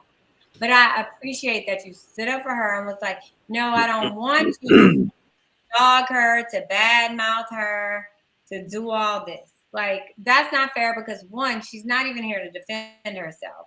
Two, we're not even hearing what he's been telling her. We don't even know what she knows, what she understands is going on. Like, in my season, you know, there were some ladies that was eliminated on the first at the mixer and the brunch, right? And they had no idea what we were doing. They had no information. They had no anything. Because with us, many of us did not know each other. On my season, many of us didn't know each other. So we didn't have like an internal path of information, right? We didn't have that sharing. So I feel like it was unfair to label Natasha this way. This lady is an attorney. She's one of the, I mean, like Black women attorneys. It may seem common to us, but like in the grand scheme of things, this is like, wow, this is an accomplishment for her. Like, she is a boss lady. She's doing her thing. You cannot blame solely her for the entanglement. Tony has responsibility here. But what we learned, and I said it earlier tonight, was that Tony expressed the fact that he was dealing with her, with you. Mm-hmm. And you blamed y'all's communication issues, whatever issues you had with him, you faulted her instead of holding him accountable. Like, you can't always blame somebody else for your partner's flaws at all. Like, unfortunately, Natasha was a scapegoat here. And I hate it for her because she couldn't speak for herself. She's not here, which is what Tommy was saying, right? And we don't have the big picture right now. So I think that was unfair. I think that if you just would have said what you had to say, that was fine. If you didn't trust him, if you have trust issues with him, if you felt like he wasn't being honest or forthcoming with you, if you felt like he should have broke it off, but he didn't, then you should have articulated that. But one thing I've been consistent with, and one thing Sabrina's been consistent with, is let's not drag other women. Mm-hmm. That part. All right. I did not like that. Sorry. Nope. Stacey, go ahead. I'm done. I said at all. I didn't like it at all. Yeah. Real quick, guys, Demetrius, thank you so much for the super chat. He says, because Miss Sabrina, the mug is sitting oh so pretty. Thank you, because I literally got ready in 5 minutes when I got home. So this was a rush job. So I appreciate all the love tonight. I really, really, truly do. You guys really don't understand. I appreciate it. Also, too, shout out to you guys that are watching. 374 of you watching. Wow. Thank you so much for being here. But it's only 141 thumbs up. If you, we're just going to take a pause for the cause. If you could click that thumbs up, if you are enjoying the panel, I would so greatly appreciate it. Thank you for all the support. If you don't want to give a thumbs up, and if you are not enjoying the panel because you're pissed off by the things we're saying, give it a thumbs down. It doesn't matter, because in the algorithms, it's going to show that you were watching. So I appreciate you. Stacey B, before I give my final thoughts on this, did you want to say anything else, or did you want to finish your thought? I'm sorry for cutting you off. I didn't know if you were finished or not. No, Demetrius, we're sorry, girl. Sorry. You know, Demetrius is a unisex name, but sister, we're so happy for you in the super chat. And we definitely apologize for mistaking you for the other Demetrius. Our bad. It's an honest mistake, sis. I just don't like dragging women. Like, it's one thing to talk about the issues and to say, I didn't like this rubbed me wrong, da da da da da da da. But to call people low-hanging fruit. Like, y'all are the top 10. Like, we saw 2 seasons of Miami. Y'all are the top 20 of what all of Miami had to offer. I would not assign any of you as low-hanging fruit or liabilities or any of the such. Sorry, I have a little more respect for all of you than that. Mm-hmm. I agree. And I'm the same way. So I want to clear this up just because y'all know I be having my ear to the streets sometimes when I have time. So I will say that Tony told Morgan about Natasha long time ago. He had already told her.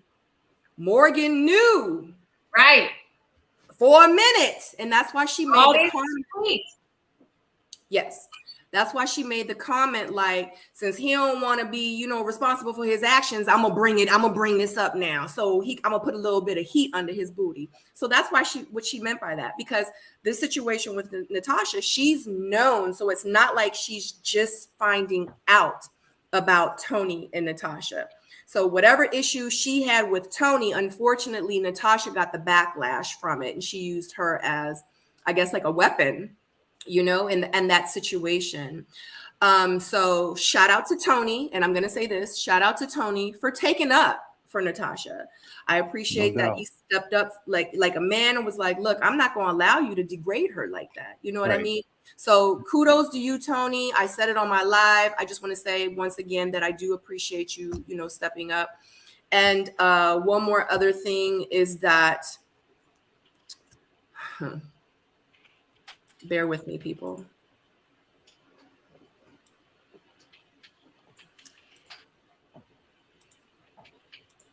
One thing about me is, you can see backstage. I can see it. Yeah, I feel like the chat about to go ham. Let's go.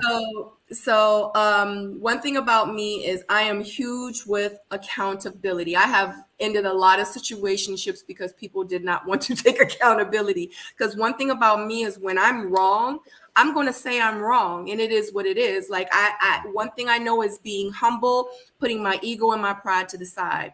When I mentioned that I didn't appreciate what Morgan did, I was like, dang, sis, you know what I mean? It didn't mean that I didn't love her any more than I do, because I think she's amazing. I think she's gorgeous, and I'm gonna always give her flowers.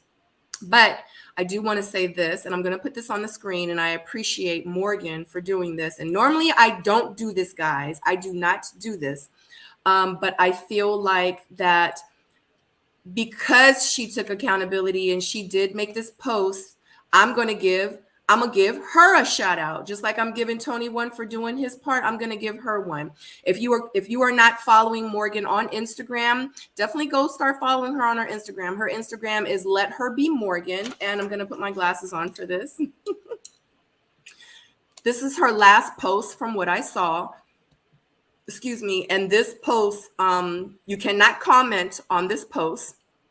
And she does say, the way that I spoke about another woman on national TV was uncalled for, distasteful, and unacceptable. And quite frankly, I'm ashamed. I allowed this show, this process, the people, my emotions, all the factors get in the way of the person I know myself to be. I don't know who that woman on your TV screen was on Friday, but I assure you that wasn't me. Natasha, I can only imagine what my harsh words may have done to you. For that, I am truly sorry. You didn't deserve that from me. In due time, you'll discover that I have paid for my karma and that I am taking necessary steps to ensure this will never happen again. God, I am so sorry. Please forgive me. I know I look nothing like the woman of God you've called me to be. I promise to get back in my closet and try again. Natasha, I am truly sorry for the hurt and pain that I have caused you. I pray that one day you can find it in your heart to forgive me. Now, you guys know one thing about me, I love positivity. I can't stress it enough. You know the type of person that I am. I show up exactly who I am every time, and I've been doing it the last few years.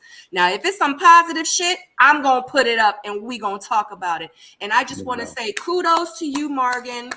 Yeah. I love you, Morgan, for this. You are a woman's woman. Thank you so much for doing this. And I'm pretty sure it's a lot of other people that appreciate this. Like I said, if you look towards the bottom, you cannot comment on this. And she tags the Lit Lawyer, which is Natasha's Instagram. You guys want, go over there, follow them. But the fact that she even tagged her on this and made this public, I just want to say I appreciate you and thank you for that. Like, you have shown a lot of people that you can turn things around and just do the right thing. That's all I got to say. I'm not going to keep talking about it. I do want to comment on that. And I will say this, like seeing this come from Morgan, it catches me way off guard. Yeah. And I say this not because I know who Morgan is personally. I don't know anything about this lady, other than what I see on television, just like you guys, right? And so when I see, all of this stuff behind the scenes, and then I see what you just posted, that shows me that, she does have, she does take accountability for, who she is and what she's done, which I respect that 100%.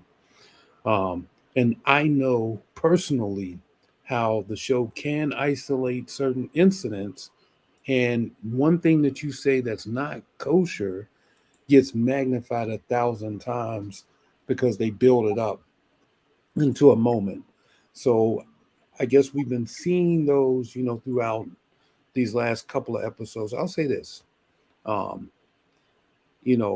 that, I say, keep doing what you're doing.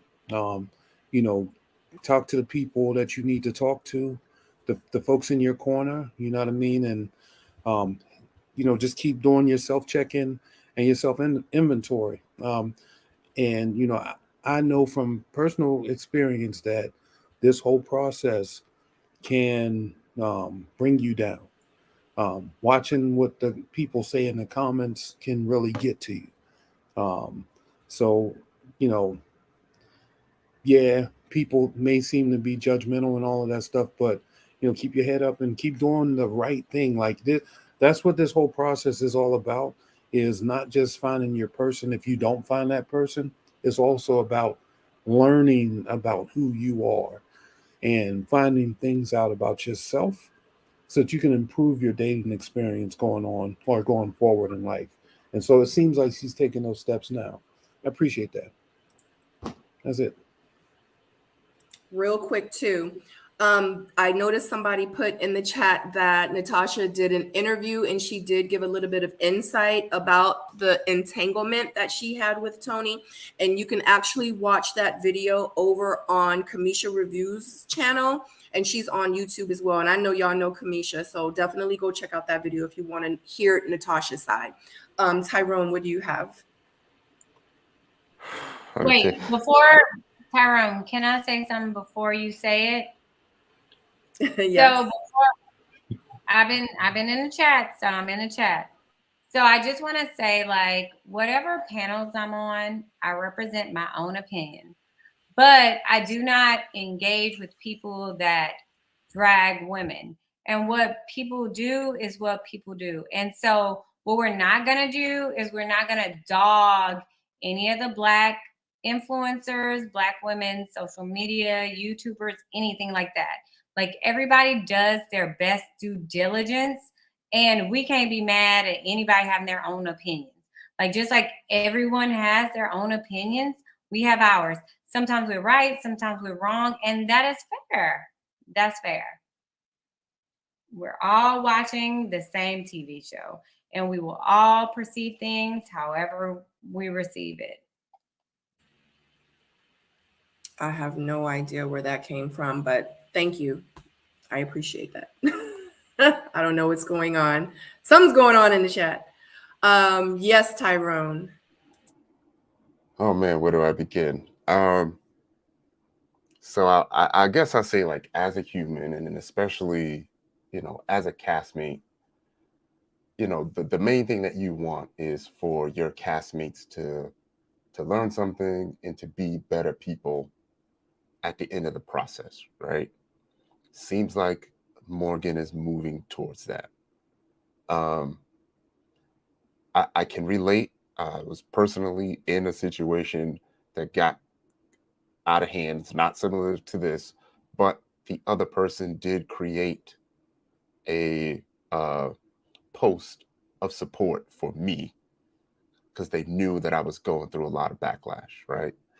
So it means a lot, even though it may not be in the form that everyone would expect. I'm pretty sure people would probably want a video or whatever, but you know, she made a public statement. I'm sure it wasn't easy. We can all speculate the reasons why she made the statement, but she made the statement. In the end, the accountability portion is what we're looking for in the end. Like, especially in the reunions, what we want, because we get on everybody that don't show any accountability. Like, we got on Samson for like 3 hours, right? Because you just want the person to be like, hey, look, I did it. I apologize. I was wrong. I'll do better. Yeah, like I really don't want to like, you know, beat a dead horse on this one, but you know, shout out to Morgan for putting that out. I'm anxious to see what Natasha's response is going to be. I'm anxious to see what this is going to look like at the reunion, if it even comes up at the reunion. And yeah, like I'm for the mess. Y'all know that I'm for the mess from afar, but I don't want them, you know, I don't want it to get messy to a point to where like it's just really, really nasty. You know what I mean? I'm okay with respectable disagreements that you can grow from, you know? So yeah. That's it.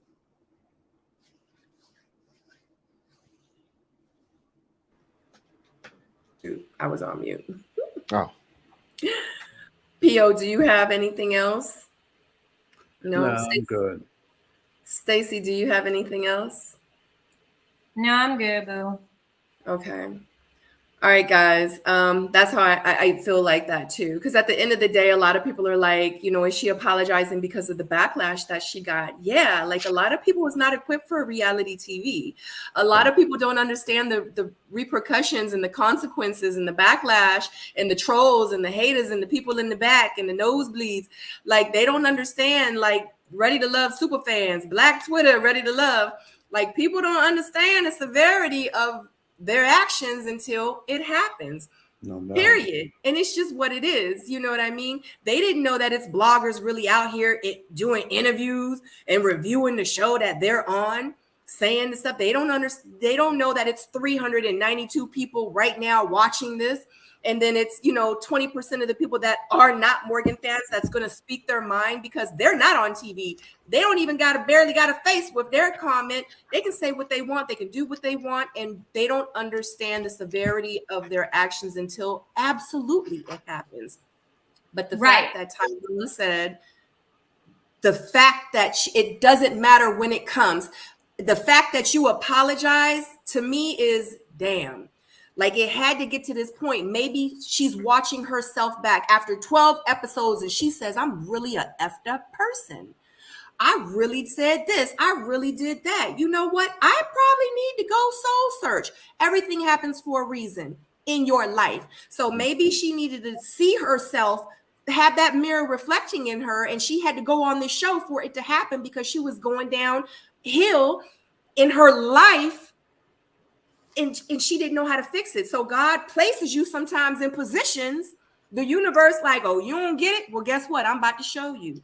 I'm about to give you that piece of humble pie that you've been needing for a very long time. So that part, Sabrina, everything you're saying. Sometimes what we view as, oh, an apology because of the backlash is actually a reality check. Like, oh my gosh, I don't know I came off that way. Oh my gosh, I didn't even realize like this is like the energy I'm giving or this is what I'm saying. So sometimes like we got to be happy that we have people like you guys as soulmates and everybody else that brings our attention to this and how it might make somebody feel. So I don't know, like, you know, people are kind of divided in your chat, Sabrina, about whether it's authentic or not. But what we can say is that rarely has there been such a public apology. Morgan is one of the first to issue a public apology for their behavior in writing. So let's give her this grace. Let's give her this credit. You know what I mean? Because regardless of like what you perceive as genuine or not, or she's saying it because of backlash, but regardless of what the intentions are, what her intentions were, the message is clear. Natasha did not deserve that, and I'm gonna clear the air. So, I mean, we can appreciate what Morgan did in this moment. And I'm happy to see it, because y'all know 5 minutes ago, I was like, oh my God, I can't believe Morgan was saying that. Like, how could you drag somebody? And then y'all brought my attention. Like, you know, I'm not on social media like that. I'm not following everybody, and I'm not keeping up with this. So the fact that Sabrina let it be known that Morgan made this statement, she humbled herself. She didn't have to do all that. That wasn't like a sentence, what Sabrina put up here. So, I mean, like, we got to give Morgan a little credit, regardless of what her intentions were. In her heart, what was done for public was much more than whatever we all think it was. You know what I mean? So we just got to give her that. Yeah, agreed.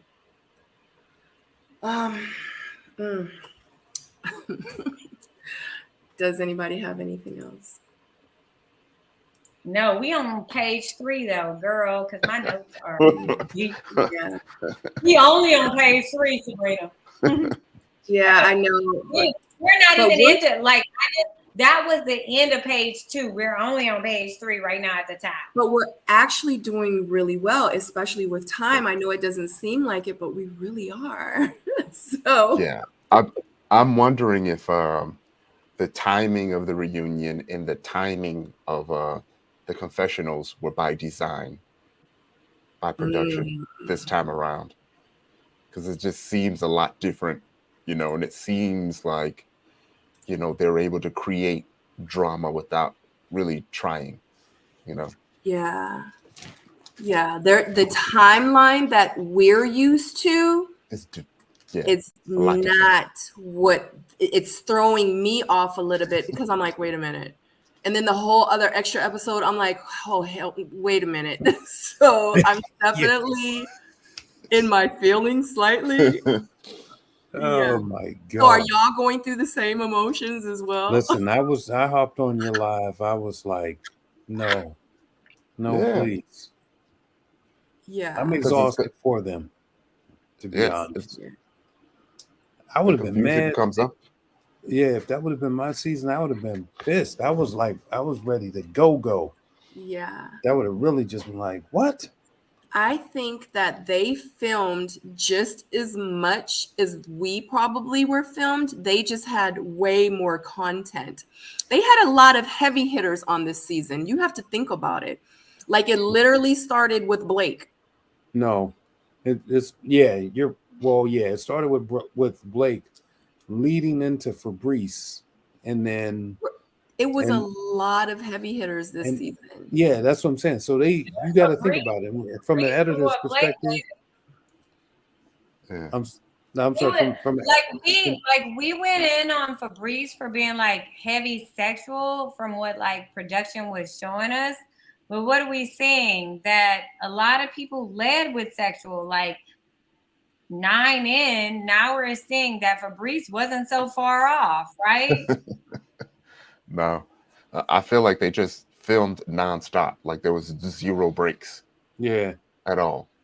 Yeah, but I think also too, Ty, I was going to say, you know, from an editing perspective, when you try to cut in a lot of drama situations to ramp it up, you also then have to allow room for that extra episode. I think that's what happened here. Yeah. But you allowed an extra episode that we all didn't need, because even though we got a lot to talk about with this episode, we just didn't need it. They needed the ratings. Yeah, I don't think we needed that many episodes for the mansion, you know, and then the lead up to the mansion. Yeah. Yeah. I mean, Yeah. All right, guys. So let's move forward. Jeffrey meets Mark Anthony. He says that Jeffrey has been distant, so like she just seems real off. He ain't really talked to her, so he doesn't really feel 100% confident in her meeting his family. Mark Anthony says that he hasn't really heard from her. She says that it was just getting hard for her to split her time. And she understood. She goes on to say that for them, it was just wrong timing, and she is scared to take that risk with Mark Anthony and pretty much breaks things off with him. She says that she just wants to focus on Andre at this point. I got nothing at all from this scene. This was a filler scene. We knew that, you know, they weren't going to hit it off. I didn't see that happening. It was 30 or a minute and 30 something seconds of we didn't really need this to tell the story. But we still had to know. We knew that. But we didn't, because we would have been like, wait a minute, didn't Jeffrey and Mark Anthony have like a connection? Like, what happened with them? So I they mean, had to at least. I thought it was solidified. Can I say this? A while ago. Yeah. Not yet. Yeah, you can. Sure. When P.O., can I just interject? And I say this. Absolutely. This is a play from your book. Once I saw what was said and like how everybody was acting, and then we saw the next scene, which Sabrina will get into, I realized that this scene was out of order. This was a comeback take. That's all I'm gonna say. Because I don't think this scene occurred before Mark Anthony and Mercedes. I think it occurred after. I was going to say these are the scenes that end relationships. Right. It's filler. Yeah. Because it's filler. It was not. I think that Mark Anthony had his date with Mercedes, and then it was more of like a, remember Mark Anthony had two, like what's going on between him and Jeffrey. Because if you look at their exchange, Mark Anthony was, even though it seems like Jeffrey like ended it, Mark Anthony was off it from the beginning. He was like, if y'all look at my notes, it's like, I didn't want to introduce Jeffrey to my family. So that let us know already he had introduced who he wanted to introduce to his family. You know what I mean? Like, if ever this was a PO inserted scene, this is it. Yeah, this is one of the multiple scenes where you can clearly tell the people's mindsets are totally different, because he clearly says, yeah, I wish things could be different. And then in the confessionals, he says, you know who I didn't bring? Jeffrey. Right? Correct. Which is so this different was than what he was saying. But what we saw was, my note said, give that lady a Tony, and not the guy, I mean Screen Actors Guild Tony. That is my exact notes. Yeah, she did good. Her walk-up was actually the walk-up from the promo. So I don't know, it just caught my eye. But I feel like it's going to be one of those situations to where when they're sitting on the couch at the end and they're watching these scenes, there's no way that I could stay with this person, because in your mind you're going to be thinking, you know, what you were doing with your other connection the day this person was on that date, saying the things that they were saying and doing the things that they were doing. Do you know what I mean? Yeah. So like we saw it, who did we see it with? And it caught us by surprise, because I think the first time we saw it with Zadia, when she was like, I was about to choose your ass. Right? And we was on the couch and Naeem was sitting right there. We all felt bad for him. And I feel like this is going to be a similar situation if they even show it, you know. So I would imagine there's some phone calls going on right now being like, you wish things were different? What?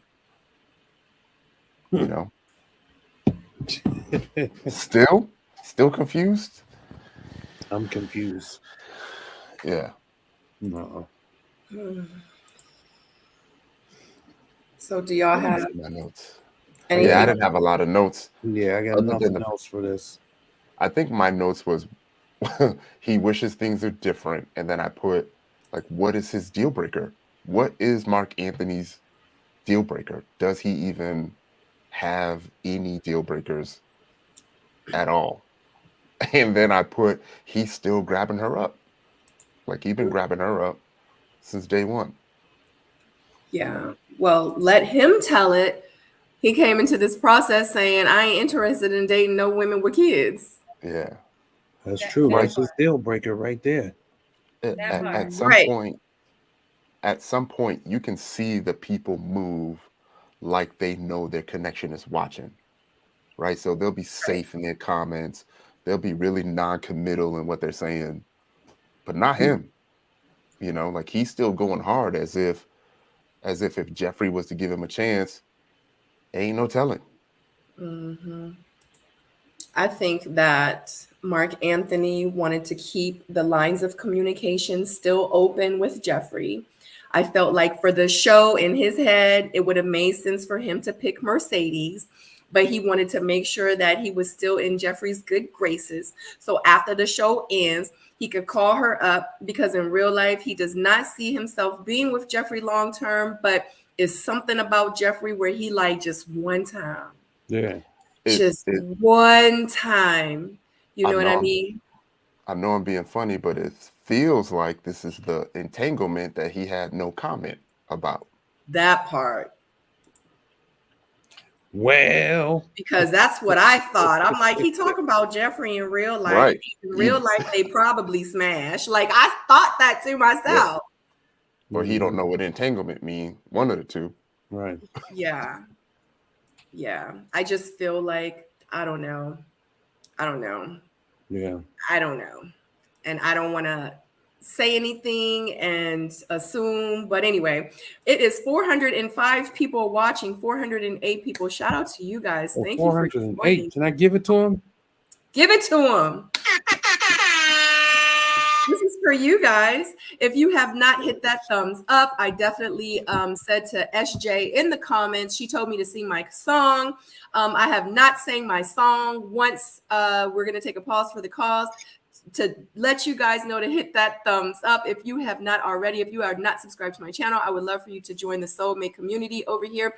Put your comments, put your thoughts in the comment section so we can put them up on the screen and discuss them as well.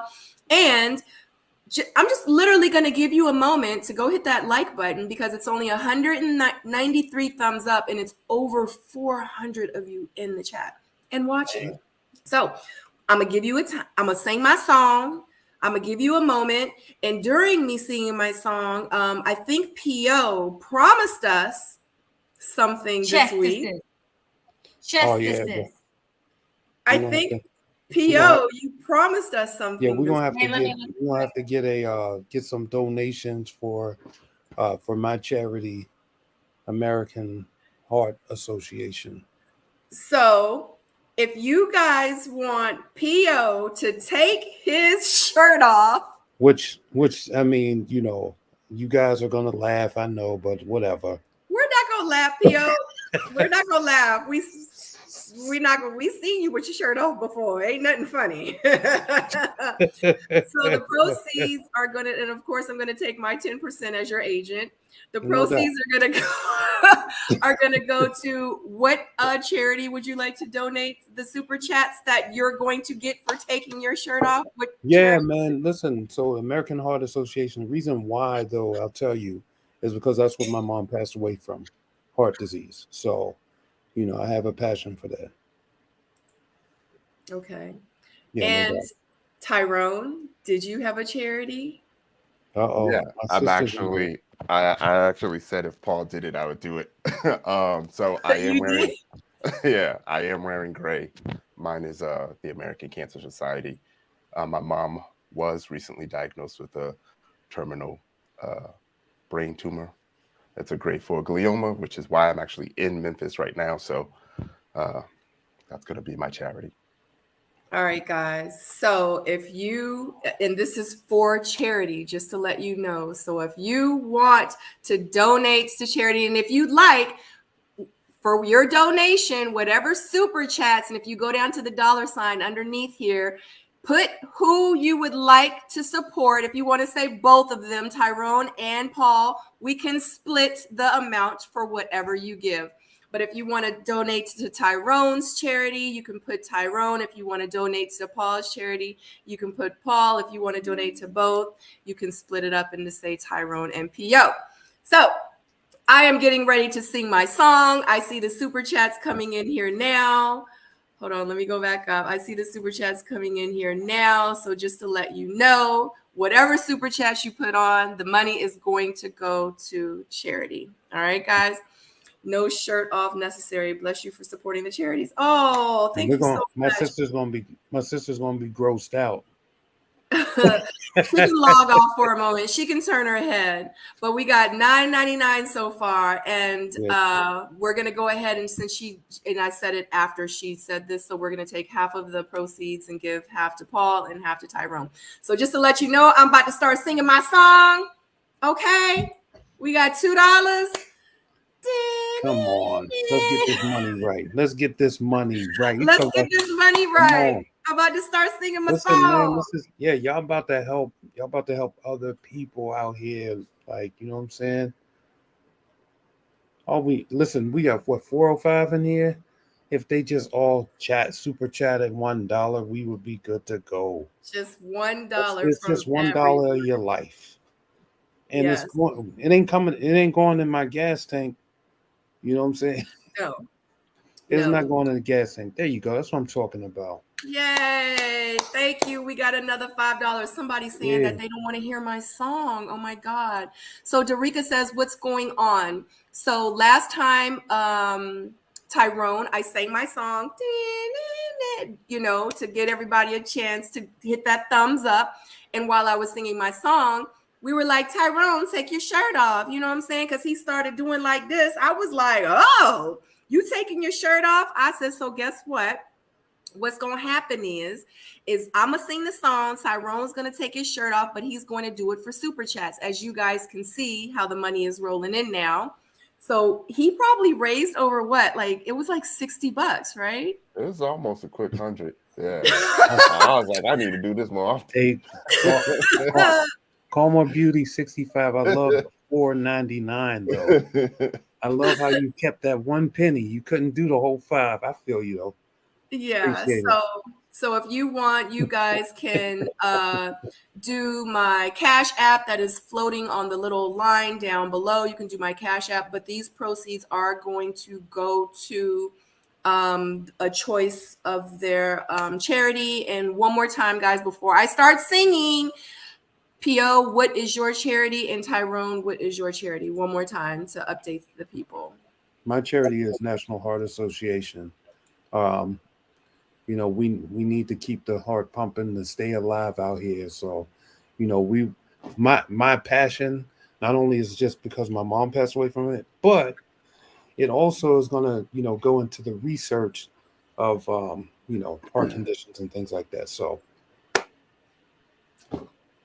Yeah, mine is the American Cancer Society. You know, I'm in the cancer facilities a lot, so I get to, you know, see the progression of a lot of the folks that are there, and just the facilities and just the little things matter. So, you know, any type of donation will help. Yeah. Put your shirt away from my face. Yeah. So, Stacey, do you want to sing the song or do you want me to do it? Oh, you on mute. You don't want to do it?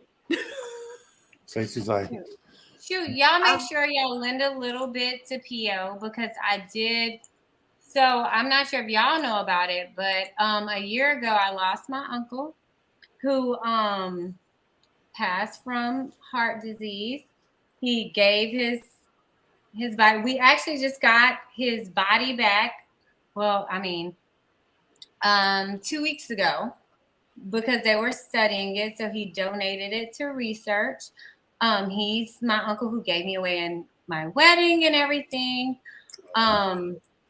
So the Heart Disease Foundation, American Heart Association, is something that's near and dear to my heart. And so I can appreciate Tyrone not Tyrone, P.O. for representing it. Sorry, you guys. No doubt. I'm also looking on how I can give little chest right here next to me a little something too. Okay, so I'm thinking that people actually want y'all to take the shirt off. So we just gonna go with it, okay? But okay, we're just gonna jump right into it. We gonna jump. I'm gonna sing my song. It is what it is. A lot Same of people time. will sing it. I'm just gonna have to sing it. Y'all just gonna have to deal with it because I promise y'all that's what we gonna do. That's what we gonna do. All right. My sister said she gonna refund everybody so that I don't have to. No, go Oh my Ah, no,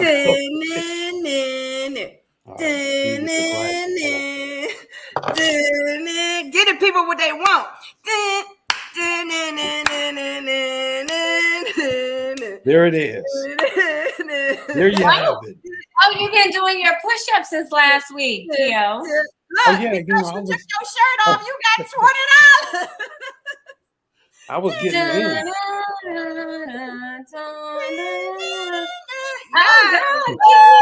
Keep it up with the tongues out. There it is.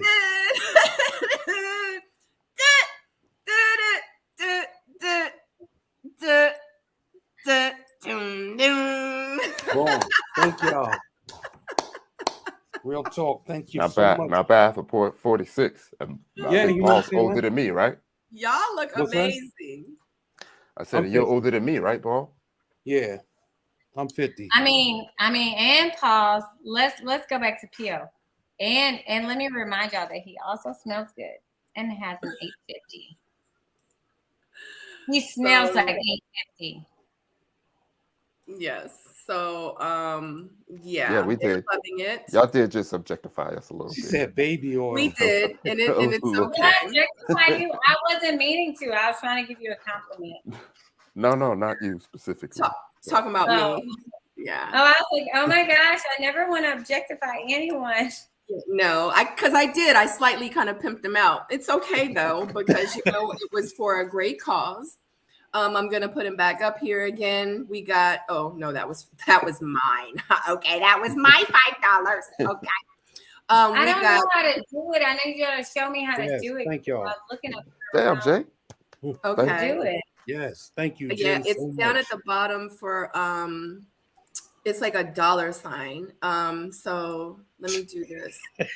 Thank you, Jay. That's what's up. So let me Is there go. a way to send it again? Because I don't. She see crazy as hell. I'm not No, I sure. have a different settings. I have our settings. I don't have the same settings everyone sees. Oh, okay. I'm not too sure. But let me go through and let everybody know. So PC Serial Mom, thank you so much. She donated $4.99. Shout out to Miss Golden T40. She donated $5. Another round. Thank you so much. She is a soulmate, bona fide soulmate, and a moderator of this channel. She donated $5.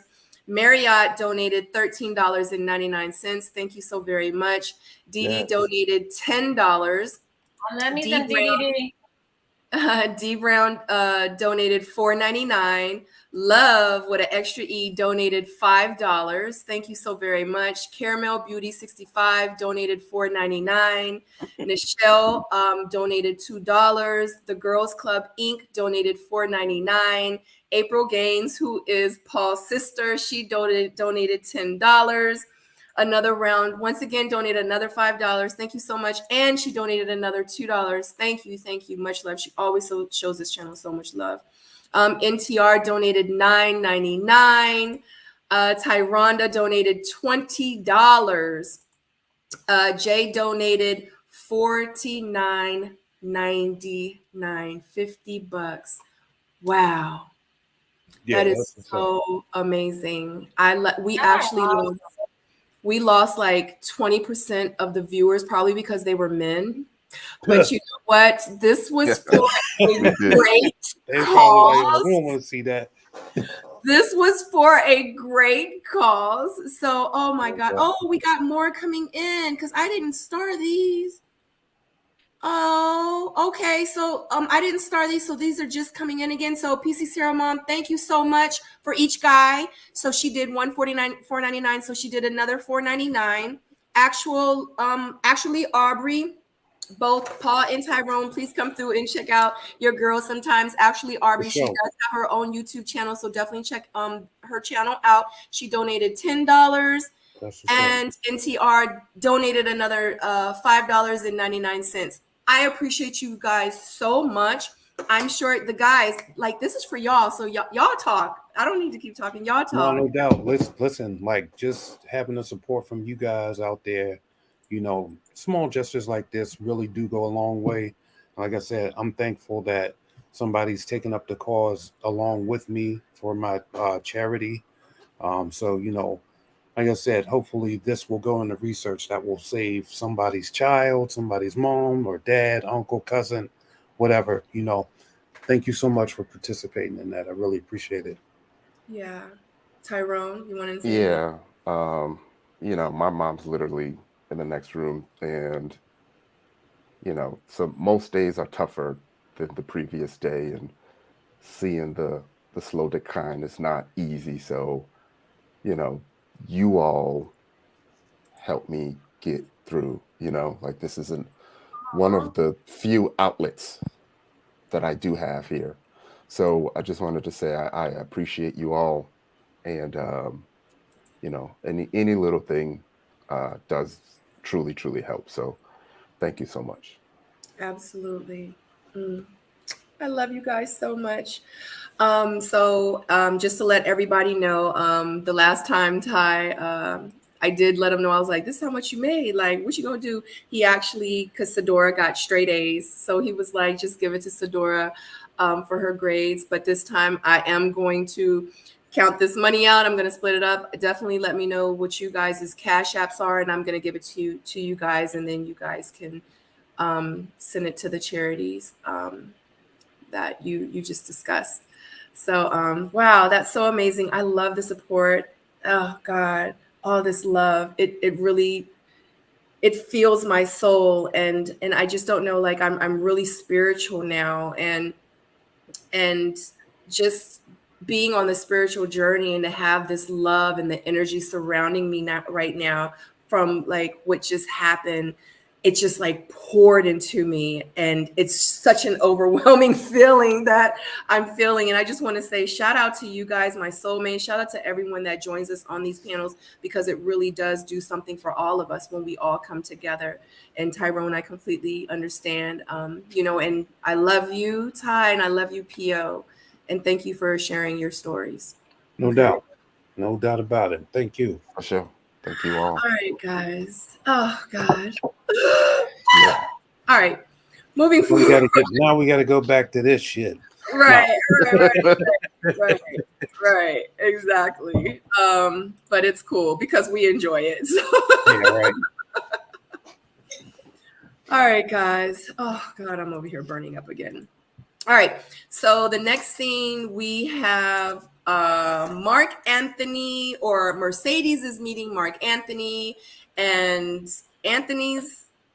Mark Anthony's cousin Chris via Skype. Chris does ask Mercedes, I can't talk now, if she has ever been married, you ever been engaged. Mark Anthony like, dang, you asking all the right questions. See, that's why I'm glad you're here. Pretty much about the future and what she wants in a marriage. Mercedes says that, and Mark Anthony does bring up, well, I don't know if he really did, but the Chris brings up the fact that Mark Anthony is thinking about moving back to New York. And Mercedes was like, she says relocating to New York for the relationship definitely gives her something to think about. Because she was like, you know, like it could be something great with Mark Anthony and I. She's like, but I just don't know. So Chris says that Mark Anthony should definitely take a chance with Mercedes because he does like Mercedes. So I ain't really have too much to say about. Yeah, this is one of those. Yeah, Another. my note. Yeah, this is another, minute and 30 seconds of stuff that I already knew.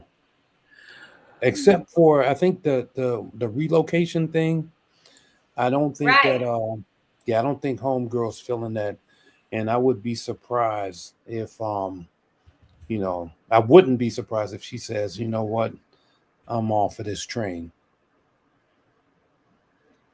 Yeah. Yeah, my notes were short. It felt a little bit like some foreshadowing, Right. for the future. The only kind of things that I mentioned was, seeing Mercedes grab faces when she kissed, you know. Says they've Yeah. been kissing. Yeah. um, what They've else? been She kissing. said commitment is a must. I wanted to know if anybody heard exactly what he said about the questions. Did he say those are questions I'd ask, or did he say those are questions I didn't ask? It's questions that he didn't ask because I wrote it down. And I was like, so you don't know, like your other connection is Jeffrey. So you never asked like Right. the marriage questions, engagement questions. hmm And then my last note, I put Mercedes's wardrobe and demeanor changed. Like it's like she went from happy party, let's go to the strip club, to being like a little sad, like a little disappointed, you know, if y'all caught that. Anyone else catch that? Hold on, say that one. I remember. Mercedes's confessionals talking about the same date were different. She had two different hairstyles and two different wardrobes. Yeah, I love But it. talking about the same date, she had the curly, flushed look, wild look, and then at It the was end, beautiful. the It hair was was one, straight. Yeah, that one was of probably a like catch up. fresh and beautiful. Yeah, because I made a note. I was like, oh my God, Mercedes looks amazing right here. Like I loved her in her confessional. I love like her like little kink, like the tousled hair and curls and stuff. I was like, oh, okay, sis. And then I saw that it went back to the straight hair. I noticed that tie. I made a note of it. Yeah, when they mentioned him going to New York, she had a whole nother confessional saying something about that giving her pause. Well, all I know is she is not feeling moving to New York. So she I not mean, feeling that. she's a flight attendant, though. You know what I mean? You got bennies. Hop on the plane and holler at the boy. No, I But think, and she didn't know that she it was also even a said thought. that. Right. Exactly. I think that was the first time she heard that. And I think that we were watching her real time going through the emotions of, damn, you never told me you might move back. And we're both in like commercial air. So let's see how this goes. Cause she was like, a long distance relationship is hard, especially with like our careers. So like I made a note of that. But I also noted that his friend Chris was like, he has great qualities and you need to take a chance, which made me think that Mark Anthony has never been seriously committed, because I feel like his friend saying, hey, you need to take a chance on her. Like, she has such great qualities. Like, wake up. Like, bro, wake up. Like, so I Yeah. feel like Mark Anthony has never been in a serious relationship or something. Like something's Yeah. thrown off, and his friend was like, newsflash, this is what it is. This is what it looks like. Take a chance. Don't move. That's true. Yeah, all their friends and family been giving them away. Like That's they true. all been for the streets. And Everybody has been. This is not a problem. You know, it's not an issue. It is a problem if you're on a show to seriously date. That's a freaking problem. It is, but I feel like they brought Mark Anthony on just for this specific purpose. To Mhm. look attractive. Fully taking advantage of it. Because they brought him in as the ringer, like he's supposed to, you know, cause a stir.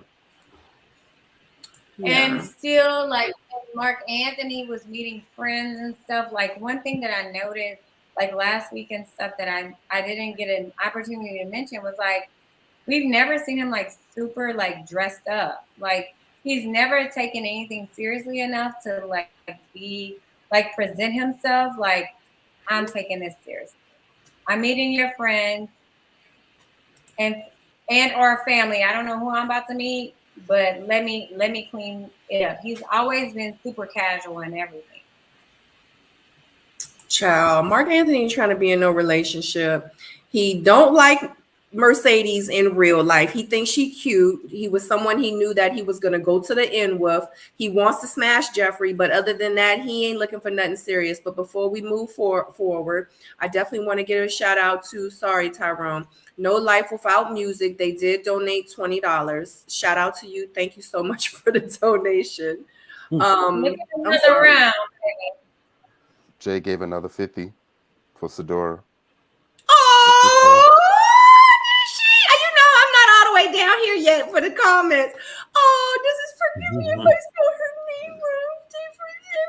Oh, I did because I put in the chat another round. Asked me how many straight A's she got. So Sador got 4 A pluses and 1 Gangster. A. So Oh man, I'm sure you was upset about that 1A. No, I'm I joking. mean, yeah, it was still an A. It just didn't have a plus in front of it, but she's amazing. I sure will give it. She gonna punish But me. y'all know what? Since we were talking about dressing up, did y'all catch, like, I know we've already moved past it, but in the date with Andre, Cynthia, and Jeffrey, did y'all catch how Cynthia was like, I don't know who the Jeffrey is. She got a collar on, sleeves to the wrist. Like, who is this? Yeah. I was like, oh, damn. I forgot to point out that Cynthia did kind of laugh. We caught her laughing off camera when Jeffrey walked in. Did y'all? Yeah. But then again, it seemed like Cynthia had the same exact dress on in the confessional with her talking about Jeffrey's dress. Because her dress was all the way up to her wrists too. You just didn't have the bow tie. Right. Like, I liked Jeffrey's everybody's been She going looked good. on Jeffrey's. I love that dress. Yeah. I thought it was real classy, real, you know what I mean? Like, Yeah. you know. Yeah. They looked good. Everybody looked good. Everybody looked good. That was my comments, even about Morgan's walk up. Like, she looked good. Yeah. I mean, they all look good all the time. Like, they have their own style, they have their own look. Like I said, like, this season, it was a lot of attractive people on this season, men and women. Like, honestly, like, that's amazing. Oh, Kels B for P.O. and Tyrone. Thanks, Thank you Kelsey. so Thank you. much. Thank you for the donation. Yeah. And I know it wasn't the same dress. Yeah, but she did. It was like a sheer kind of thing or whatever. It was similar. And I'm colorblind too, so. Yeah, yeah. And we haven't even gotten there yet, but you know, because Cynthia gives a jab to Yeah, Jeffrey. she does. Jeffrey. She does. Lord. But I don't She feel does. like it was a jab. I don't feel like what Cynthia gave was a jab. I feel like what Cynthia gave was a like validation to our thoughts. Like, we ain't crazy. Yeah, but she ain't have to call the girl a rock. Yes, she I did. think that She was said, "You more got a towards diamond and a Andre. rock." I think I it was wrote more that towards down. She said, "You got a Andre. diamond and a rock." Like, what the hell is the big, like? So I'm saying, like, Yeah. everything that we're thinking. Let me not say it too loud before when in Rome comes from you. My notes specifically say Cynthia shits on Jeffrey. Between a rock and a diamond. Are you blind? Right. Like, are you crazy? You can't compare the two of us. You got issues. You confused? Nigga, what? You Right. confused? Yeah. Like, is that Okay, towards it was like, Andre? let's talk about a little bit of clarity here. We on rock level or are we on like diamond level? Right. Yeah. She like, you over here playing with sterling silver and you got platinum. That's funny. Right. Right. You can green stains around your wrist when you can just have some bling around your wrist. Right, right. All right, so let's go ahead and get into it. Okay. Uh-oh. Somebody Is over here that giving the green? Oh God, y'all know I don't do feet. Oh my God. This was cringy. Y'all. Hold up, let me say this. Y'all know I love me some Anthony. But right here, this gave me anxiety because y'all know I'm scared of feet. And when he was touching them raw feet like this, I was all the way in my feelings on the floor. About to pass out. I was like, oh, and then he put oil on them. Cynthia, it's not even about your feet. It's about me and my trauma. Mm-hmm. You've been saying it from the beginning, though, Stacy. About I'm feet. scared of feet. So he just pulled out them raw feet after he poured the glass and shit. Oh my God, my nerves is bad. Well, at least her feet wasn't bad, you know. She could have had feet where you could strike a match off of, and her stuff looked pretty smooth. Now, I've seen some bad pictures out there of her feet. Oh, for real? Yeah, you know, the people don't miss nothing. No, I'm not afraid of feet. You know, sometimes you got to suck a toe or two, so I ain't scared. Jesus, not sucking the toe. Jesus, don't suck. Oh my God. All right, Sabrina, But yeah, people have been putting out bad pictures of her feet. I'm getting hot right now. You just got feetophobia, whatever that's called. She's always had it. You know, this is making my nerves bad right now. I feel like, Sabrina, you know, when you remember last week when I was giving you the production message to go next for the picture? Like, oh yeah. I'll be back. Oh my gosh. Where did she go? She went to go expel. Oh, like I was really waiting. I thought she was trying to do something on the screen. Right. Oh my gosh. Y'all need to. Hey, I bought a whole massage table specifically for this purpose. For what purpose? To give massages. To who? Whoever I may need to give a massage to. I just bought it. Oh, is it portable? Yeah, it's heavy though. Oh, I need to figure out where to get one of them. I'll show you which one I bought.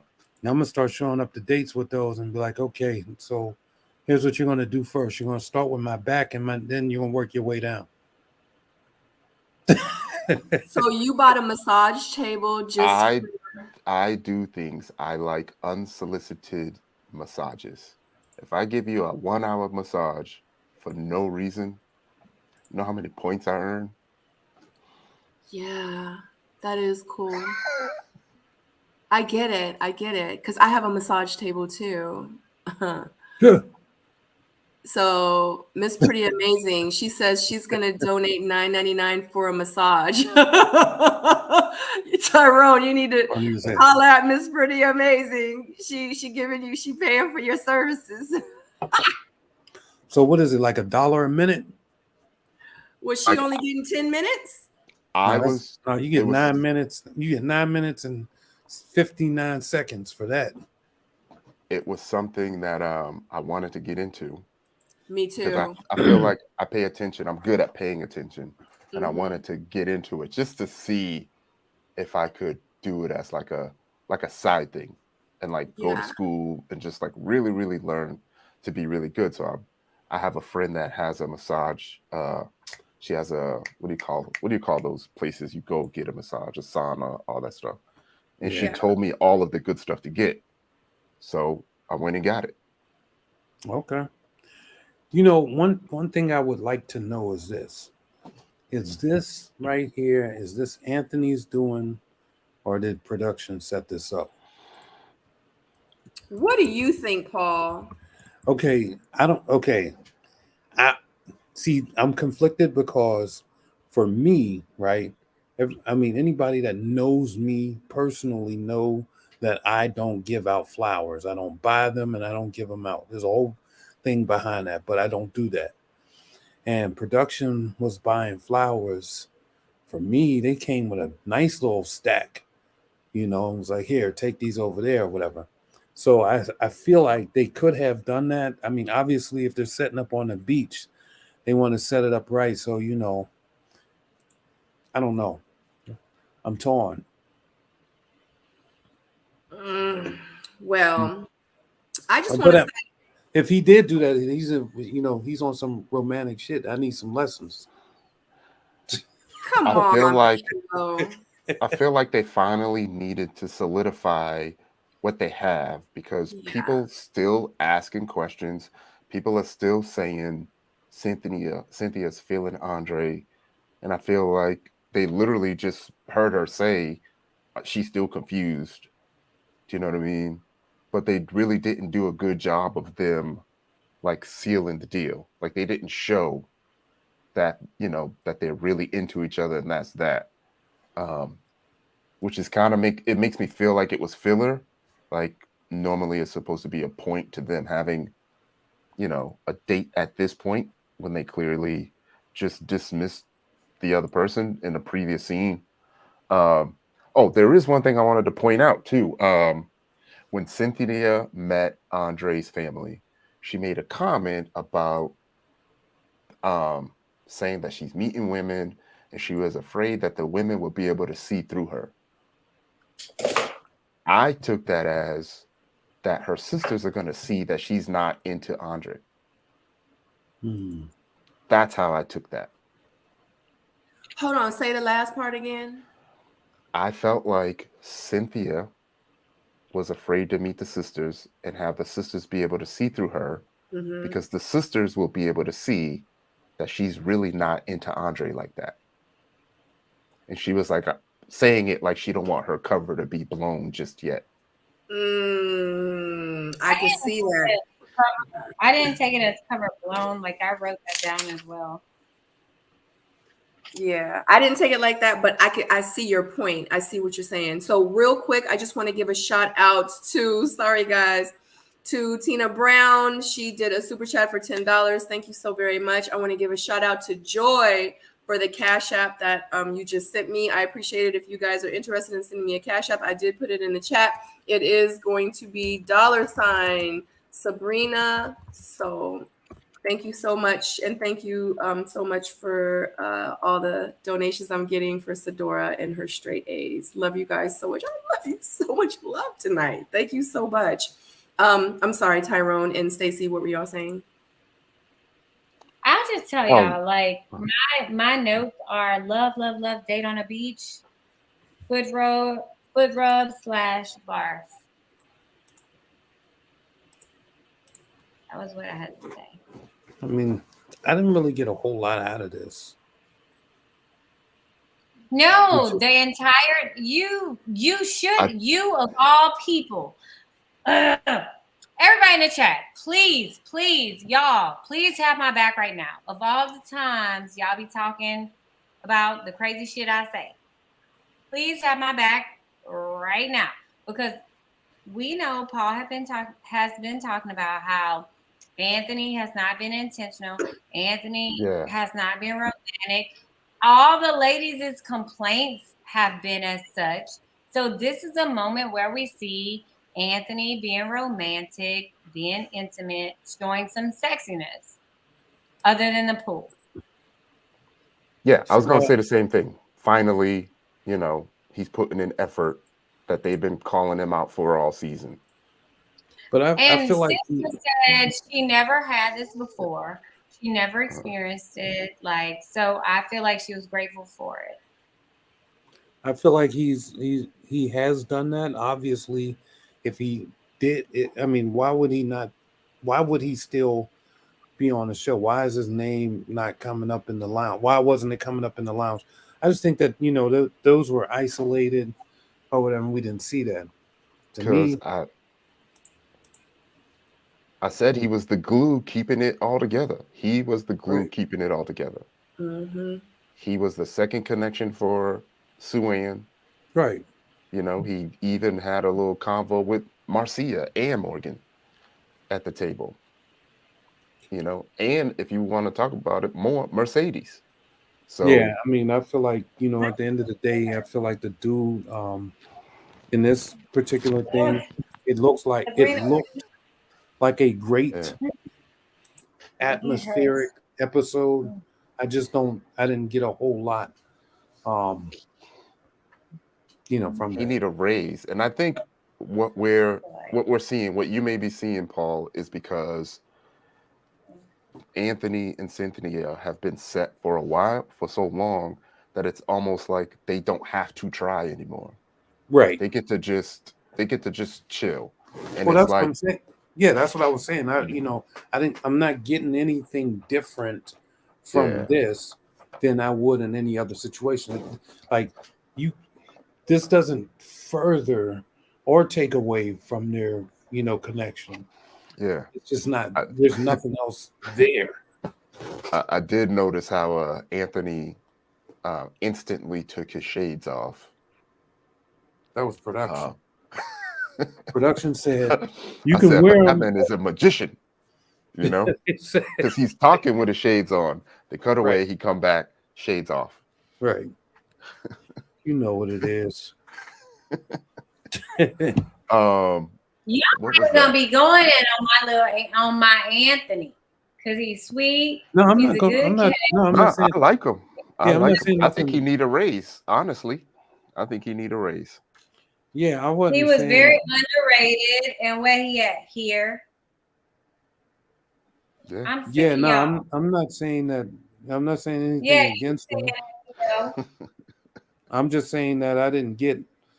What I'm saying is this: when I see their interactions, right, I get it. Those two like each other, right? So this date didn't do anything to magnify it or take away from it. It's like it's an Anthony and Cynthia date to me.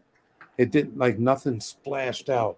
Yeah, it was a Okay. little romantic and, you know, sexy with the feet rubs and all that, but Anthony, Paul said, step your game up, bro.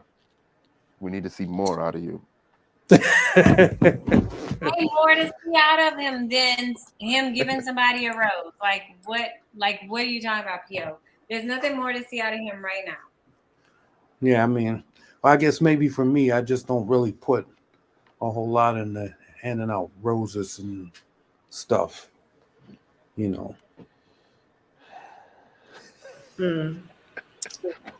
Are we done with the Anthony and Cynthia date with the roses and the massage It's and good to Yeah. yeah. good to see your inner J Dub come out, Paul.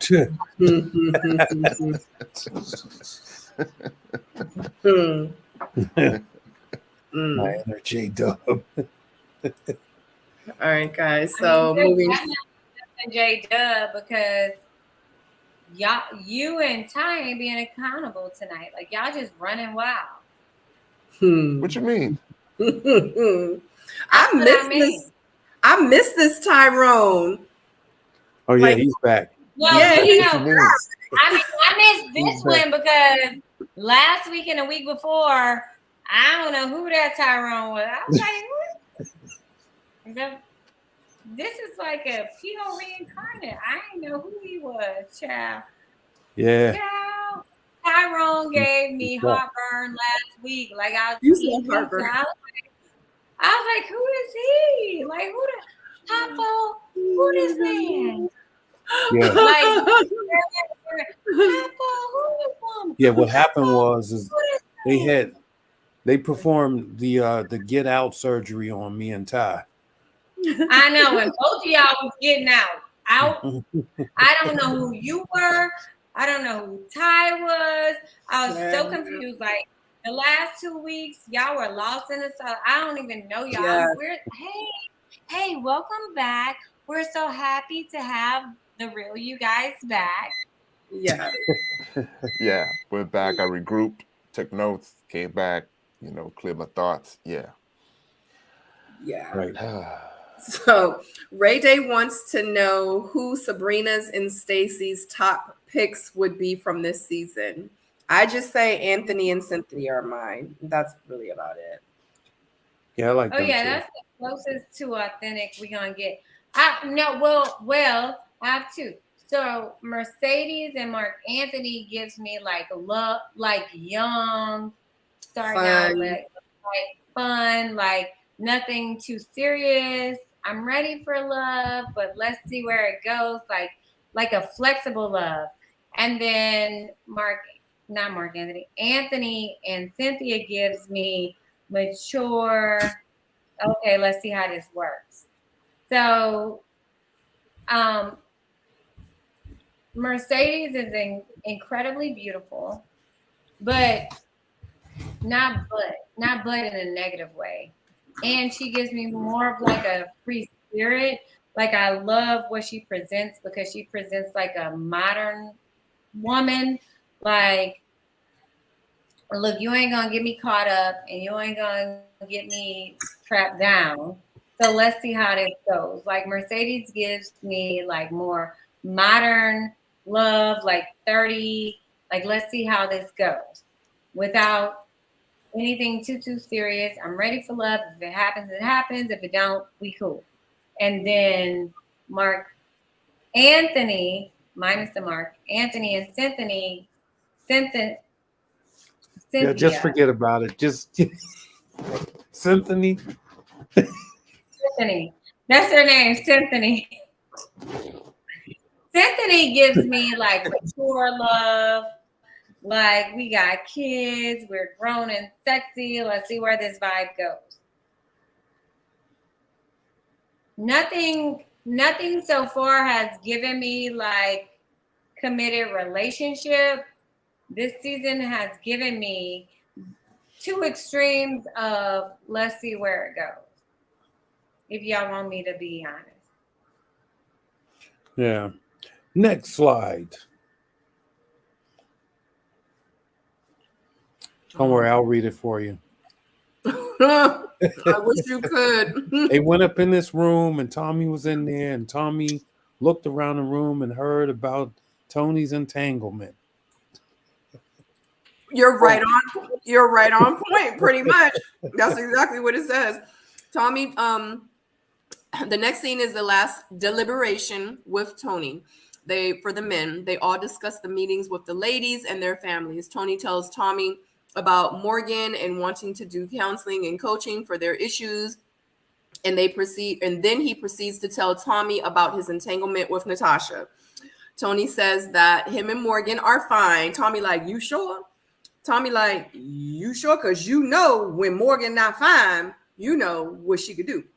Tommy says that, well, we know the things that happens when Morgan is bothered. Tommy asked the men who can they see themselves in a long-term relationship. Like, you know, this is the end, guys. This is the end. Like, who do y'all really see that you could be with?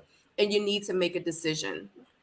And Cynthia and Andre meet for a date. This is the very last scene of the episode.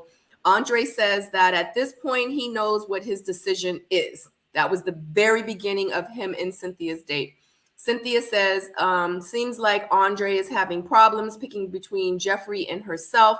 She says, like, is he blind? Like, you know, it's like choosing between a rock and a diamond. Like, it shouldn't be hard. They talk about their connection. Andre says that this was the date to eliminate Cynthia, but he just couldn't do it. He could not do it. He was lying. I think he was lying because if y'all go back and look at it, so I am channeling my inner Paul. Okay. If you go back and look at it at the confessional, Cynthia was very teary-eyed, and in his confessional, Andre was. And then it was like we come back and it was a whole different conversation. Did y'all notice that, or is it just me? I did.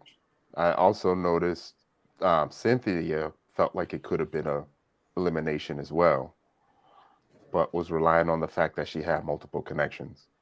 But does this also make me feel like, is this a situation similar to what they gave Charisse last season Oh yeah, what's and that? being like, hey, I'm gonna let you decide whether you should eliminate this person or not. Yeah. And then he was probably like, you know what? I'm a man up. I understand that I lost. I do have a connection with Jeffrey. So I'm gonna let Anthony and Cynthia have this one. So I So you can't. think I it was couldn't. You know? think it was like a go, like you think it was a eliminate and then a re-record, because literally my notes was Cynthia looked teary-eyed in the confessional regarding the date. And then the date we saw looked very lackadaisical. Like it looked like, oh, this might be eliminated. I mean, and it was very like, to me, like if you go with the confessional and go with the date, it's two different incidences. And that, like as I was writing my notes, I was like, shit, I'm Paul. I'm being Paul right now. Yeah. I could see how her, I think they just had a conversation about where they both stand, right? Or did I miss something? So I could see how she's going into it like, yeah, I feel like I'm about to be eliminated right now because I already know, that he's going to choose Jeffrey, especially when he like admits to, choosing. And I think this is when Cynthia gets cut off because Andre makes a statement about choosing because of blah, blah, blah, blah, blah, blah, blah, blah, blah. And then Cynthia was gonna say, so are you choosing because of blah blah blah blah blah blah? But they cut her off. So she just says, so are you choosing? And Well, my note said Cynthia's gonna pull a Kyra / Sabrina. then, huh? Say that again. My notes in my margin say Cynthia is gonna pull a Kyra / Sabrina. Shut the front door. Do you really? That's what I I don't have see in my that. notes. And then I also have Cynthia looked teary-eyed in confessional. I have the two greatest guys. You have two as well, but not the greatest. Diamond and a rock. Andre came back. Couldn't eliminate Cynthia. Both confused. Those are my notes. Yeah, so I think that Cynthia was probably saying the two best women for Andre would have been her and Mercedes. So I think that's what that comment meant about the two best women. But her looking sad? Go back. Please find it, because she was teary-eyed. In the confessional. Like in the confessional. So it made me believe like this was like a refilm, because then you're going into the eliminate, like you're going into the bridge scene, and there's no like resolution for Anthony. So we had to fix it, Jesus. Yeah, I think I mentioned that about the multiple looks because that's when she had like the pulled back ponytail, right? Right. It was different. Like she looked, Yeah, it was different looks. yeah, It was, you are right on that. yeah. So I think the timing was definitely off, and then I think she may have come back, like you said, to fix it, and had the straight hair. I think it was the short bob or something. Yeah, the When ponytail. she comes back to fix everything.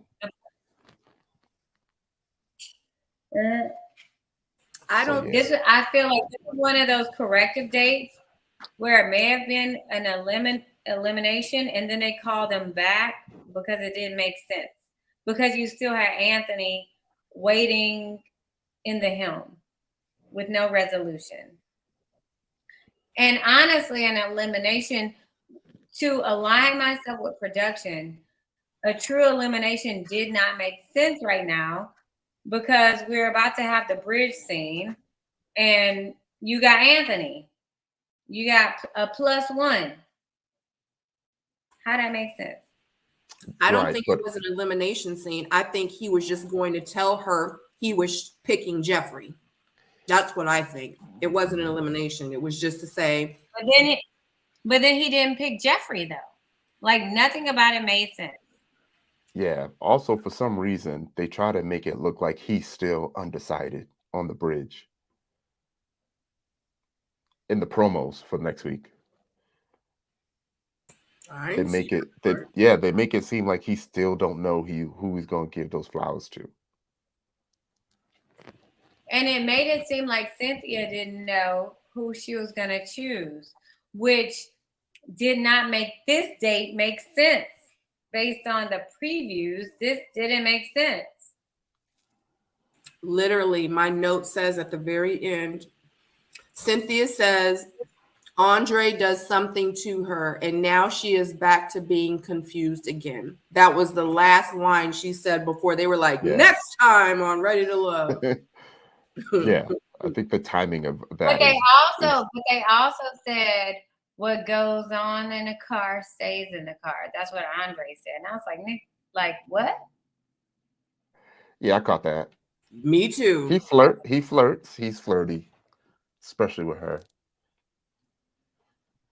So that made me think that that made me think that I've been wrong because I've been thinking Andre just been kissing all over Jeffrey, but maybe he been missed the hot lips.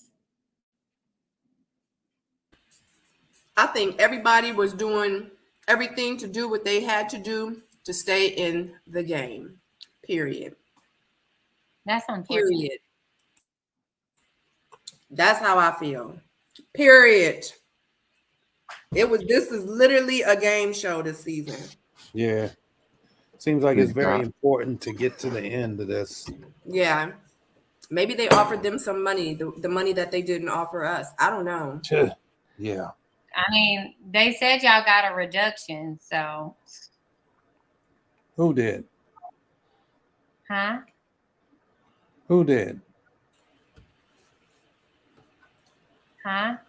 Oh, hell. Are you serious, Pinchy?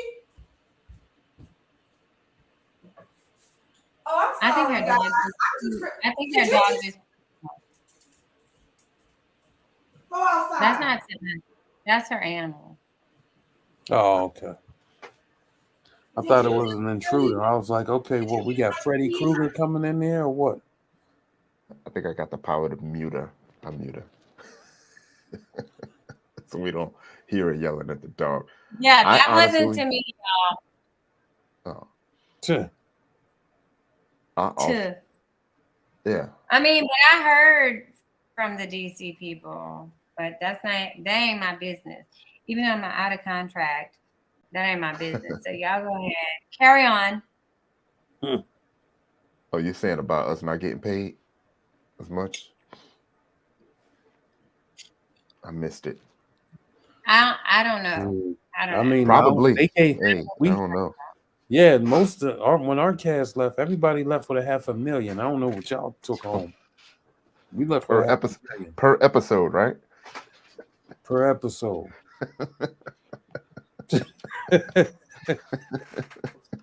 Yeah, I didn't even. I did that. I didn't even take notes. I didn't even take notes. I think some of my thoughts were, I wanted to watch it back again. I'm not gonna call.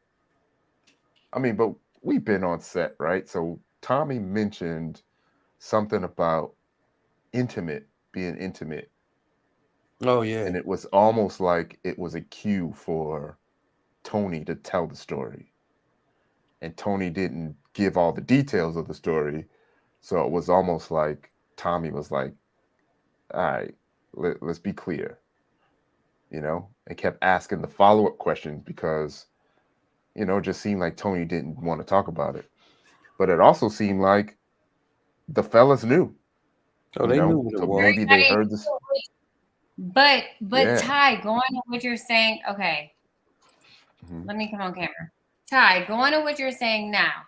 Now it makes sense what Lyndon was talking about. Everybody Right, but I knew. don't know if that makes it worse. That's not a bad thing, but that makes it worse. I don't know, but it was like, I think that I feel like we felt like Lyndon was giving us information, but I felt like they already knew. Like Lyndon was presenting it to us as the viewers so that we can catch up, but they all already knew. Like, so the Lyndon violating the guy code wasn't really him violating it. No, it was because it wasn't about Natasha. At that time they were talking about Marcia, but he was in a whole situationship with Natasha. So where does Marcia fit into all this? Like, we're talking about not one, not two, but 3 women. But that's not Lyndon's business, especially if Tony already told Morgan might himself. not have been Lyndon's business, but everybody knew, because what did we find out this episode? That actually Morgan knew. Right. So, like I said, Tony had already told Morgan. So that's Tony's business to tell Morgan about Natasha, not Lyndon. And for him to pull judgment about him. But do you think Tony would tell Morgan about Natasha and not about Marcia? It wasn't new news, is what I'm saying. I think this was it. Maybe some of it was edited, going to PO stuff. Maybe the conversation. See, now I left the editing alone. Maybe the only thing we heard was Marcia at that time, and then this week we heard Natasha. But we have heard at least 2 other women. Today it was like we forgot about the whole Marcia shit, and we were focused on Natasha. But really, it's a whole conglomerate. It's not even it's not even entanglement. It's a conglomeration. It's more than 2. It's Right. 3 plus. I wasn't faulting Lyndon for forming an opinion on Tony. I wasn't faulting Lyndon for actually telling Morgan about Tony. I was faulting Lyndon for how it came out, in that competitive way, and why it came out. Like, if he already knew, like we just mentioned, then he would have told Morgan as soon as he found out, if it was about Morgan in her feelings instead of it being about him beating Tony to win Morgan. Like, if you're going to win, you got to win on your own self-accord, not because you know some dirt on somebody else that you're holding for the right moment. But I think Lyndon knew at that time. So the difference between you and I is that I think that Lyndon knew he was out of the game at that time. And he was just like, I don't think like it was a groundbreaking exchange. I think it was like a reiteration. Now that we know what we know on this episode, I think it was a reiteration. Like, this, you know about old girl, if old girl, if the other chick was here, now what's up? Like, you deserve better. I'm in the friend zone, and you deserve better. Right. So he can just say you deserve better, but to call out the specifics of why she deserves better in front of everyone is not a good look. He could leave it vague. But the way everyone chuckled and everybody was looking in the gentleman's lounge on this episode, this wasn't new news. None of it was new news. Right. None of it was new. This is shit everyone knew except for us, the viewers. Now, can I say something here? I'm looking at these pictures that Sabrina's rolling up, and we know, like they're trying to make it mysterious. We know that Andre's going to be there with Jeffrey, right? And reason being, and reason we know that he's not going to be with Cynthia, is because I'm sorry, Anthony is still there, and Anthony doesn't have a connection with anybody else, like Jeffrey or anybody else. So we know that this is happening like this. It's just a matter of all we want to see them choose. I'll tell you why. Because on this episode, we learned that Cynthia likes red and white roses. Andre has pink. Anthony has at least white. Yeah, but I mean, if we're seeing all of the characters here, like we saw Tony, Mark Anthony, we see all of the characters here, and they're all with flowers and dressed up, like it's the last episode. Yeah. Well, okay. We know that they're going to go with their respective partners because, like I said, Anthony, as you said, Anthony is the glue. Anthony doesn't have any connections out there with Jeffrey or Mercedes or what's her face, Morgan. So if he's not choosing Cynthia, or if it's not the Cynthia date, why the hell is he still there? So we know that that's happening. Yeah, but I remember I said that they try to make it look like Andre is still undecided here It's on the bridge. this right here shows the decision right here. No, but in the promo we hear him say that he's still undecided while he's on the bridge, like he don't know what he's gonna do. Oh, he may be says it in the promo. But that's not true because we know that Cynthia has established the fact that she likes red and white roses. We learned that because Anthony brought that on their date. He was attentive to the fact that she likes white roses.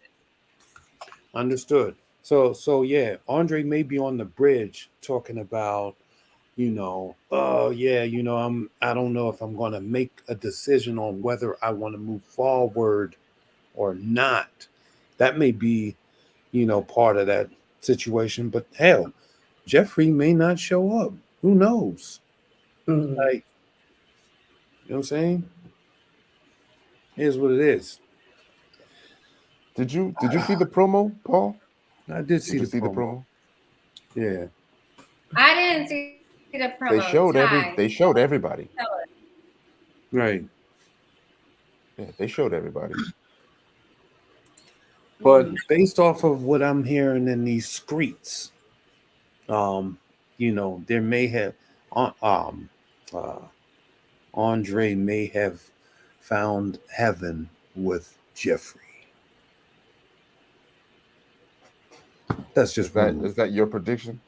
No, it's not prediction. This is factual, actual, rumor-ish. This is not a prediction. I think that those two are rocking a little bit, or was rocking for a while since like 2 months ago. Yeah, I had all the confidence in the world that Jeffrey was going to get her a man.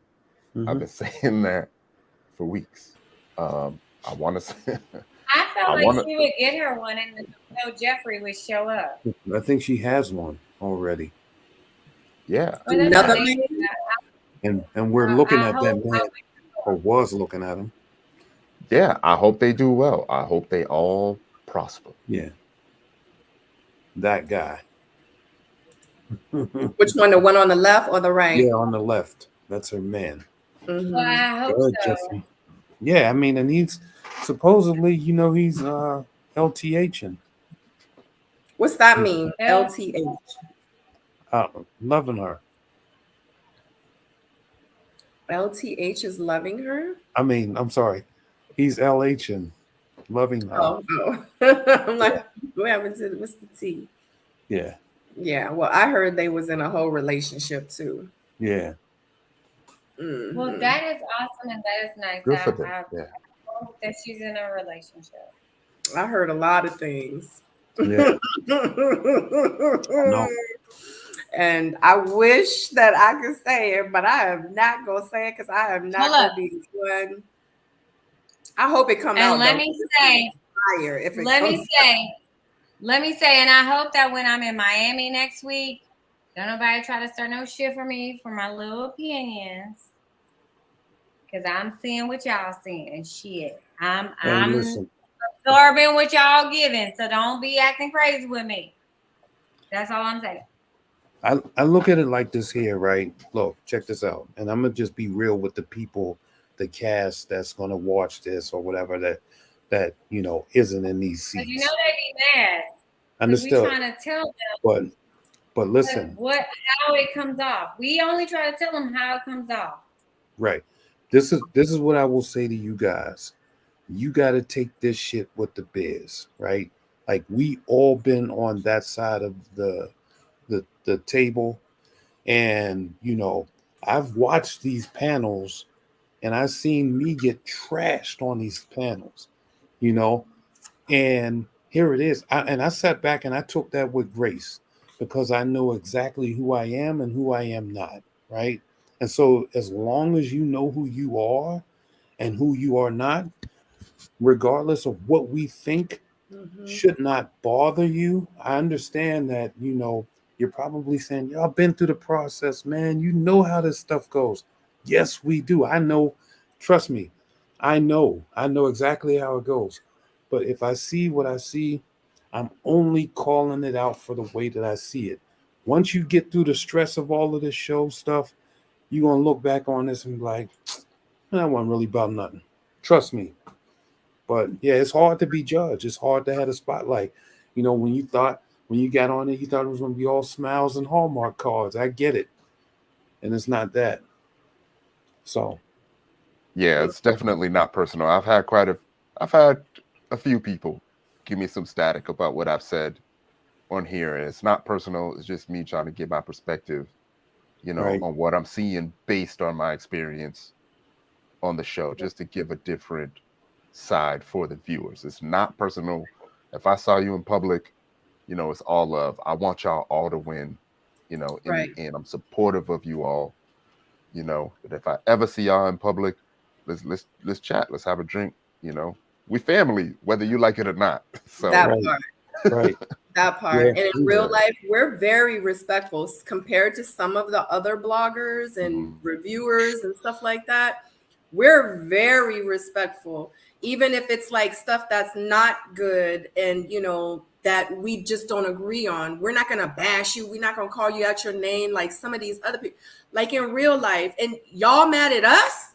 You know what I mean? Because I get it a lot. I get it all the time. Like I get people blocking me, talking like subliminals and stuff. Like I get it, and I know they talking about, like, I know you talking about me. Like, sis, tag me. It's okay. Let's handle this like adults. Like, tag me. Like, don't be Right, scared.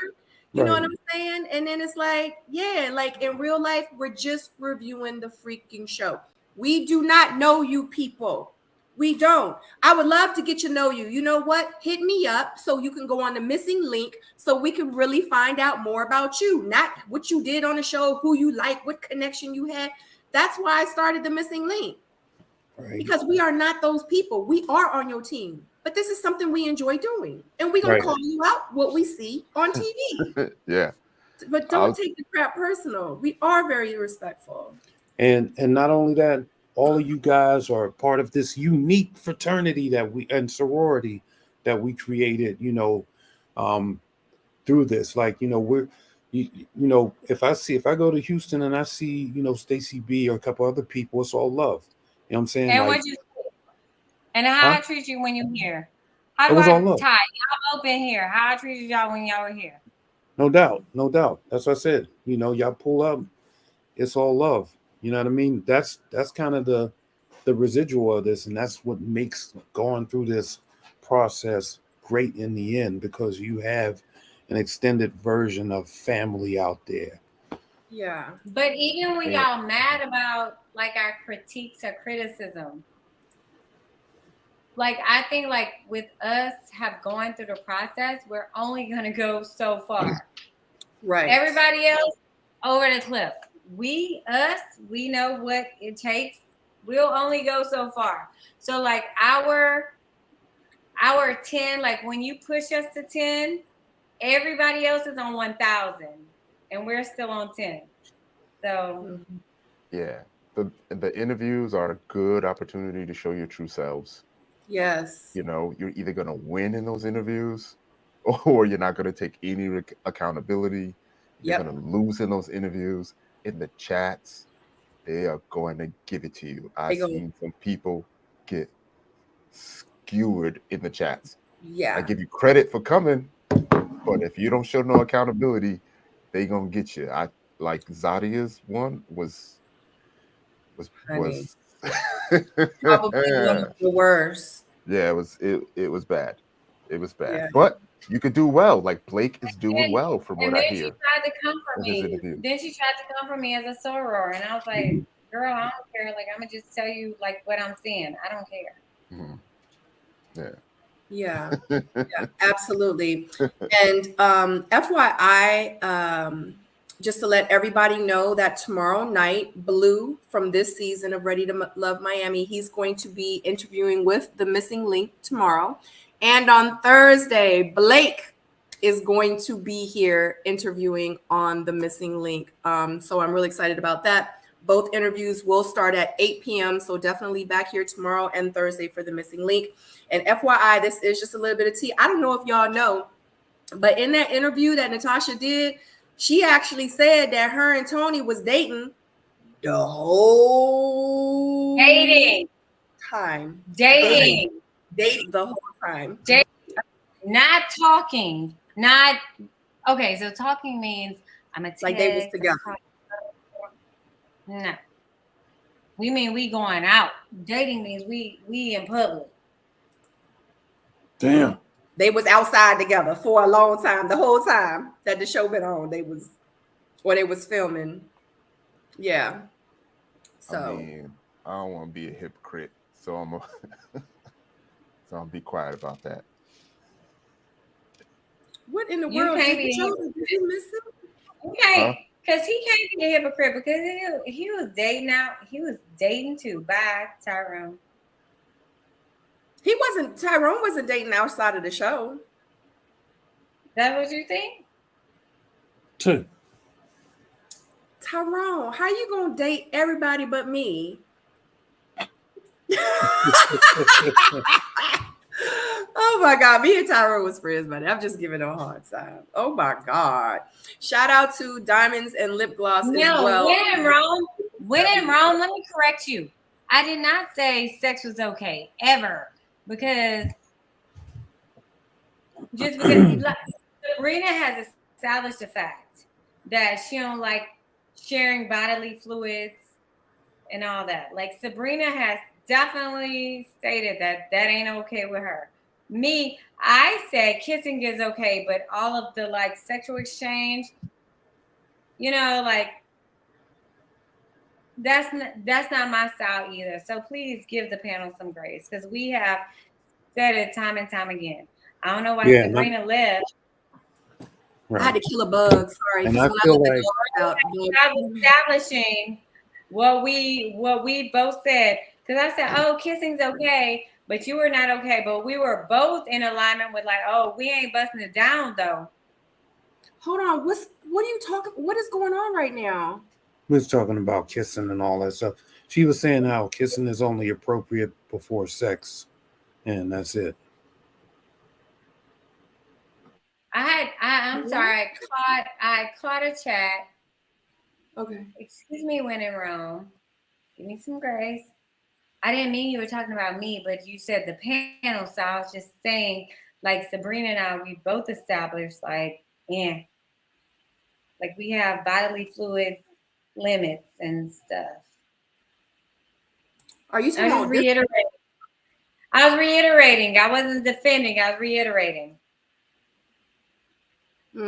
Yeah, I don't do well with I'm just not gonna just be kissing a bunch of randoms. I just don't do that. It's not something that I do. So the bottom line is this.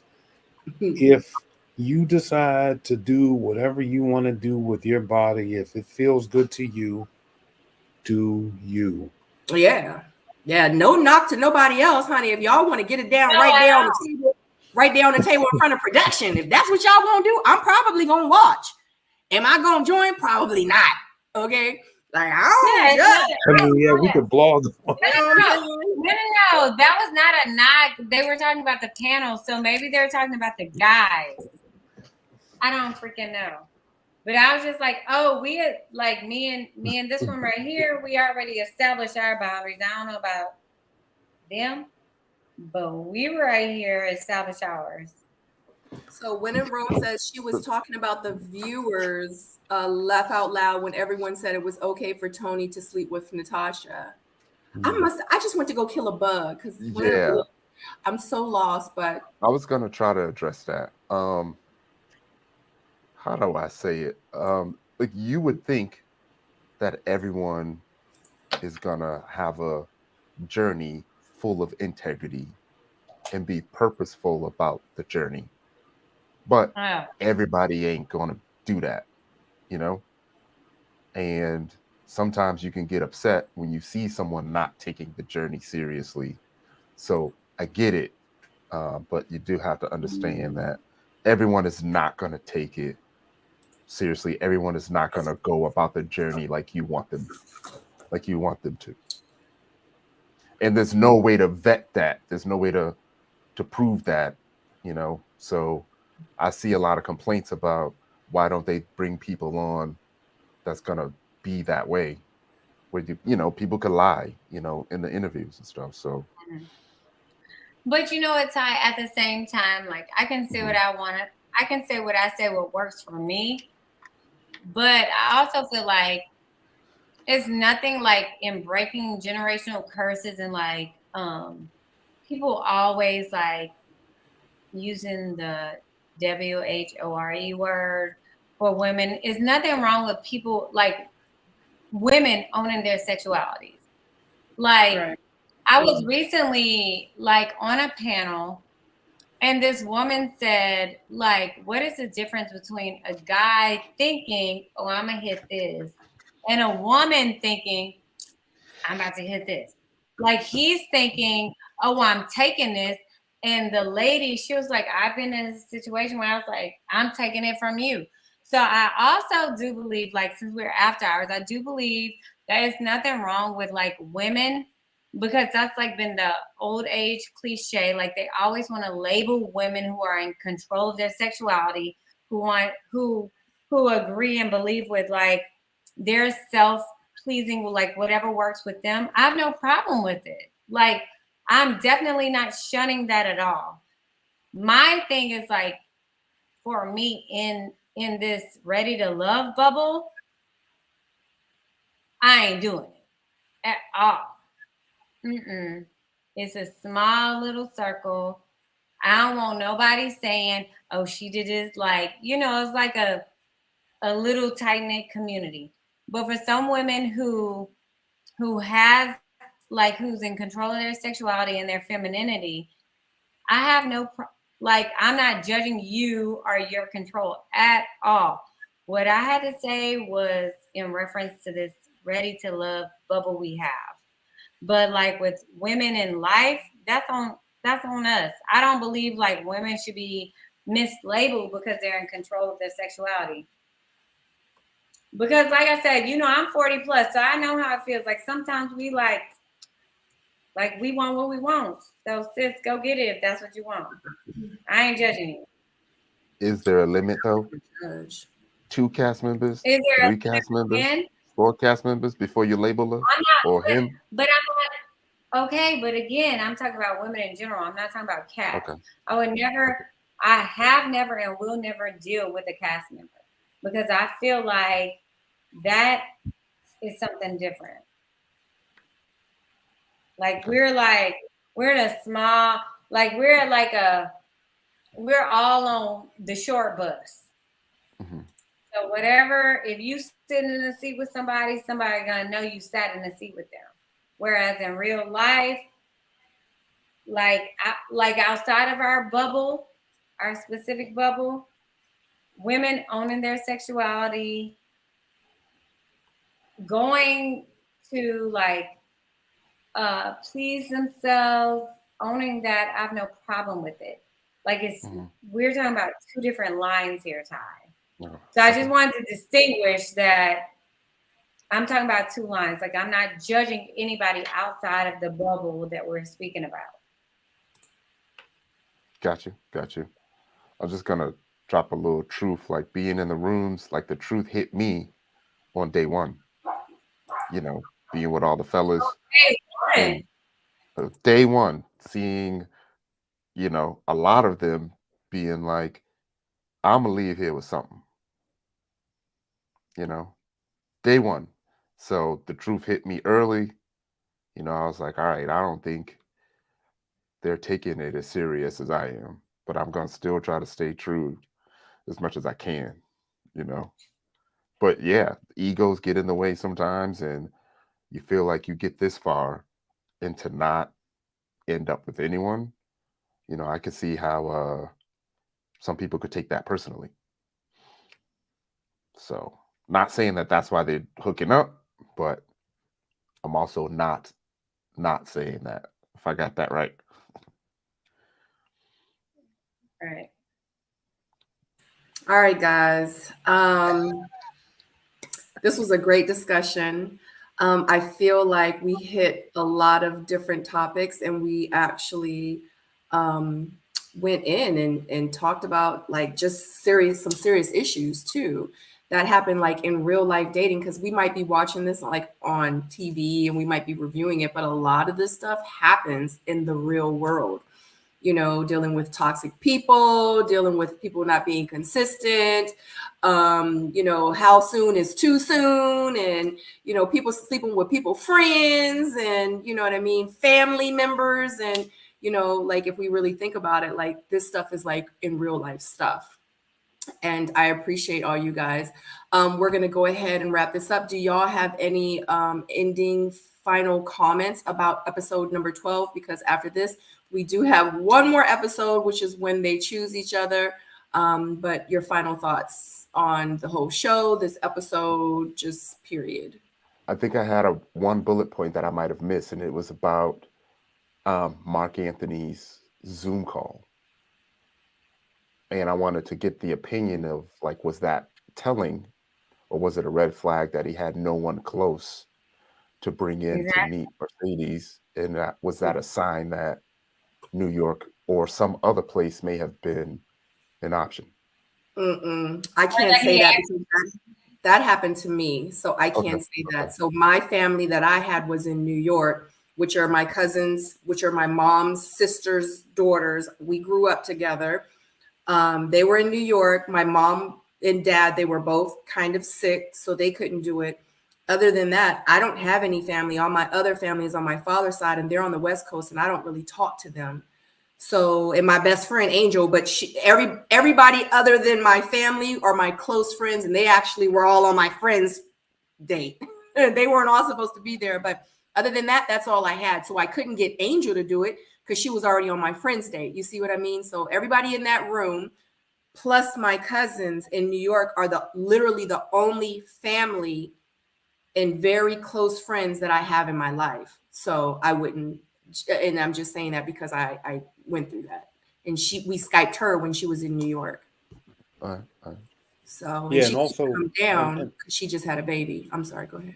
No, that's all right. And I was going to say, and Miami is a place where there's a bunch of transplants there. So, you know, I just moved out there and didn't have any family. Yeah. What were you about to say, Stacey? Were you, or was it PO that I was about to say? No, because I was going to, had I made it there, I was going to actually bring my family or my closest friends. Like similar to you, even though like mine probably would have Skyped because I live here, but my family are, you know, my closest friends aren't here. I have close friends here, but they're the type of jobs they have, they couldn't have done it. You know what I mean? So I probably would have Skyped too. But I understand what you're saying, Ty. It was Ty who made that point, right? Yes. Yeah, I was basically just trying to see I if there think was a it says a correlation. lot. I think the correlation is that Mark Anthony ain't really in Miami. I think what you're saying is the obvious. He ain't really there and he ain't serious about nothing. And he's on there as eye candy. And he wasted a spot. Yeah. Now, Mark Anybody, Anthony, Damn. next week, y'all be mad at me. anybody else have any final thoughts? All right. So we are getting ready to wrap it up. I feel like we could stay on here and say so much. We can stop and think and bring some more stuff up. But I feel like we're going to have a lot to say next Friday. And after that, we're going to have the panel review on Tuesday. But don't forget, guys, tomorrow night on the Missing Link at 8 p.m., I'm going to have Blue. And on Thursday on the Missing Link, I'm going to have Blake. Both at 8 p.m. If you have not hit the thumbs up for this video yet, I would so greatly appreciate it. It's still 322 of you. We actually lost about 80 of you, which are probably men. And when Tyrone and P.O. started to take their shirts off, but it's 245 thumbs up, 319 of you still in the room. So greatly appreciated. If you hit that thumbs up, if you are not subscribed to my channel, I would love to have you. If you are not part of my membership, here, my Seoul Mate community, definitely click that membership button. There's 4 tiers to choose from. If you are a member by the end of April, the very beginning of May 1st, you will get some Seoul Mate merch sent to you. And other than that, yeah, thank you so much, guys, for joining me. I love you so much. We're going to go around the room to let you guys know where you can find the panelists on social media or if they have a YouTube channel. And then, yeah, and also, too, happy Tuesday, and you can follow me at Miss Sabrina Soul everywhere on all platforms, especially on Instagram. Follow me on Instagram and Facebook and Twitter and TikTok. Okay, Tyrone. Yeah, like I said, always a pleasure. So much fun being on the panel. It is one of my outlets. People on the cast, I would highly suggest to try to get some counseling right now. Also, shout out to y'all for making it this far. We are family, as I mentioned. Everyone else, it's been fun. The chat, you know how I feel about y'all. I love y'all. Sabrina puts in a lot of work. You know, this is not easy. So shout out to Sabrina for putting this all together. Stacy, Paul, always fun. I look forward to next week and whatever happens in the future. So Ty Wilson 21 everywhere. Even Cash App. Yo, Venmo. Yeah, Venmo. Yeah, get that too. Apple Pay. Yeah. No, it's PO 100 sightings on IG. I just want to piggyback off of what Ty said. Dr. Hogan, right? He's there, or whoever they, have, whoever they designated to do mental health counseling for the castmates. Reach out and just talk, like, get through this, whatever it takes. It's gonna be a rough one, but I congratulate all of you for going through this whole process. 12 episodes, 13 episodes is a very, very long and rocky road. I know y'all got beat up, waking up every day. Kudos to y'all and the panel and everybody else. Sorry that we won't be we'll only be having like 3 more episodes to talk about y'all and then be on to the next. But that's how it goes. Stacy B. All right. Thank y'all. I wish y'all a happy Easter. Y'all know I'm Stacy_B with 3 E's on Instagram because Lord knows I got all these kids, all these liabilities, Lord. So I can't manage social media because I got liabilities. But on a serious note, I want to congratulate Sabrina because y'all have no idea what goes into making this happen for y'all. So like up until the wire, like Sabrina had she had shit after shit occurring today. And she wanted to make sure she had something good for y'all. And so she, up until the wire, she was producing the best, like getting it down for y'all. So kudos to Sabrina tonight. Kudos to the men for doing 50,000 push-ups, especially Paul. We're so happy to have steel cut oats this week so that your chest can look bigger than what it normally is. Although you smell very and you have an 850 credit score. Like, kudos to all of you. Oh my God. Thank you so I much. like literally like y'all, thank y'all for embracing me and my opinions, because sometimes I don't side with what everyone sides with and I see things differently. And I appreciate y'all for rocking with me, and I appreciate Sabrina for having me here, and Pio and Ty for just playing with my little ass. But y'all have a happy and blessed Easter. We won't see y'all till next week. I wish y'all the best. I will finally be able to eat meat, so I won't be looking so po after this week. Bye. Love you. Bye. We love you. Bye. Are we gonna like, is that it? What happened? It's just, No, are we I think done?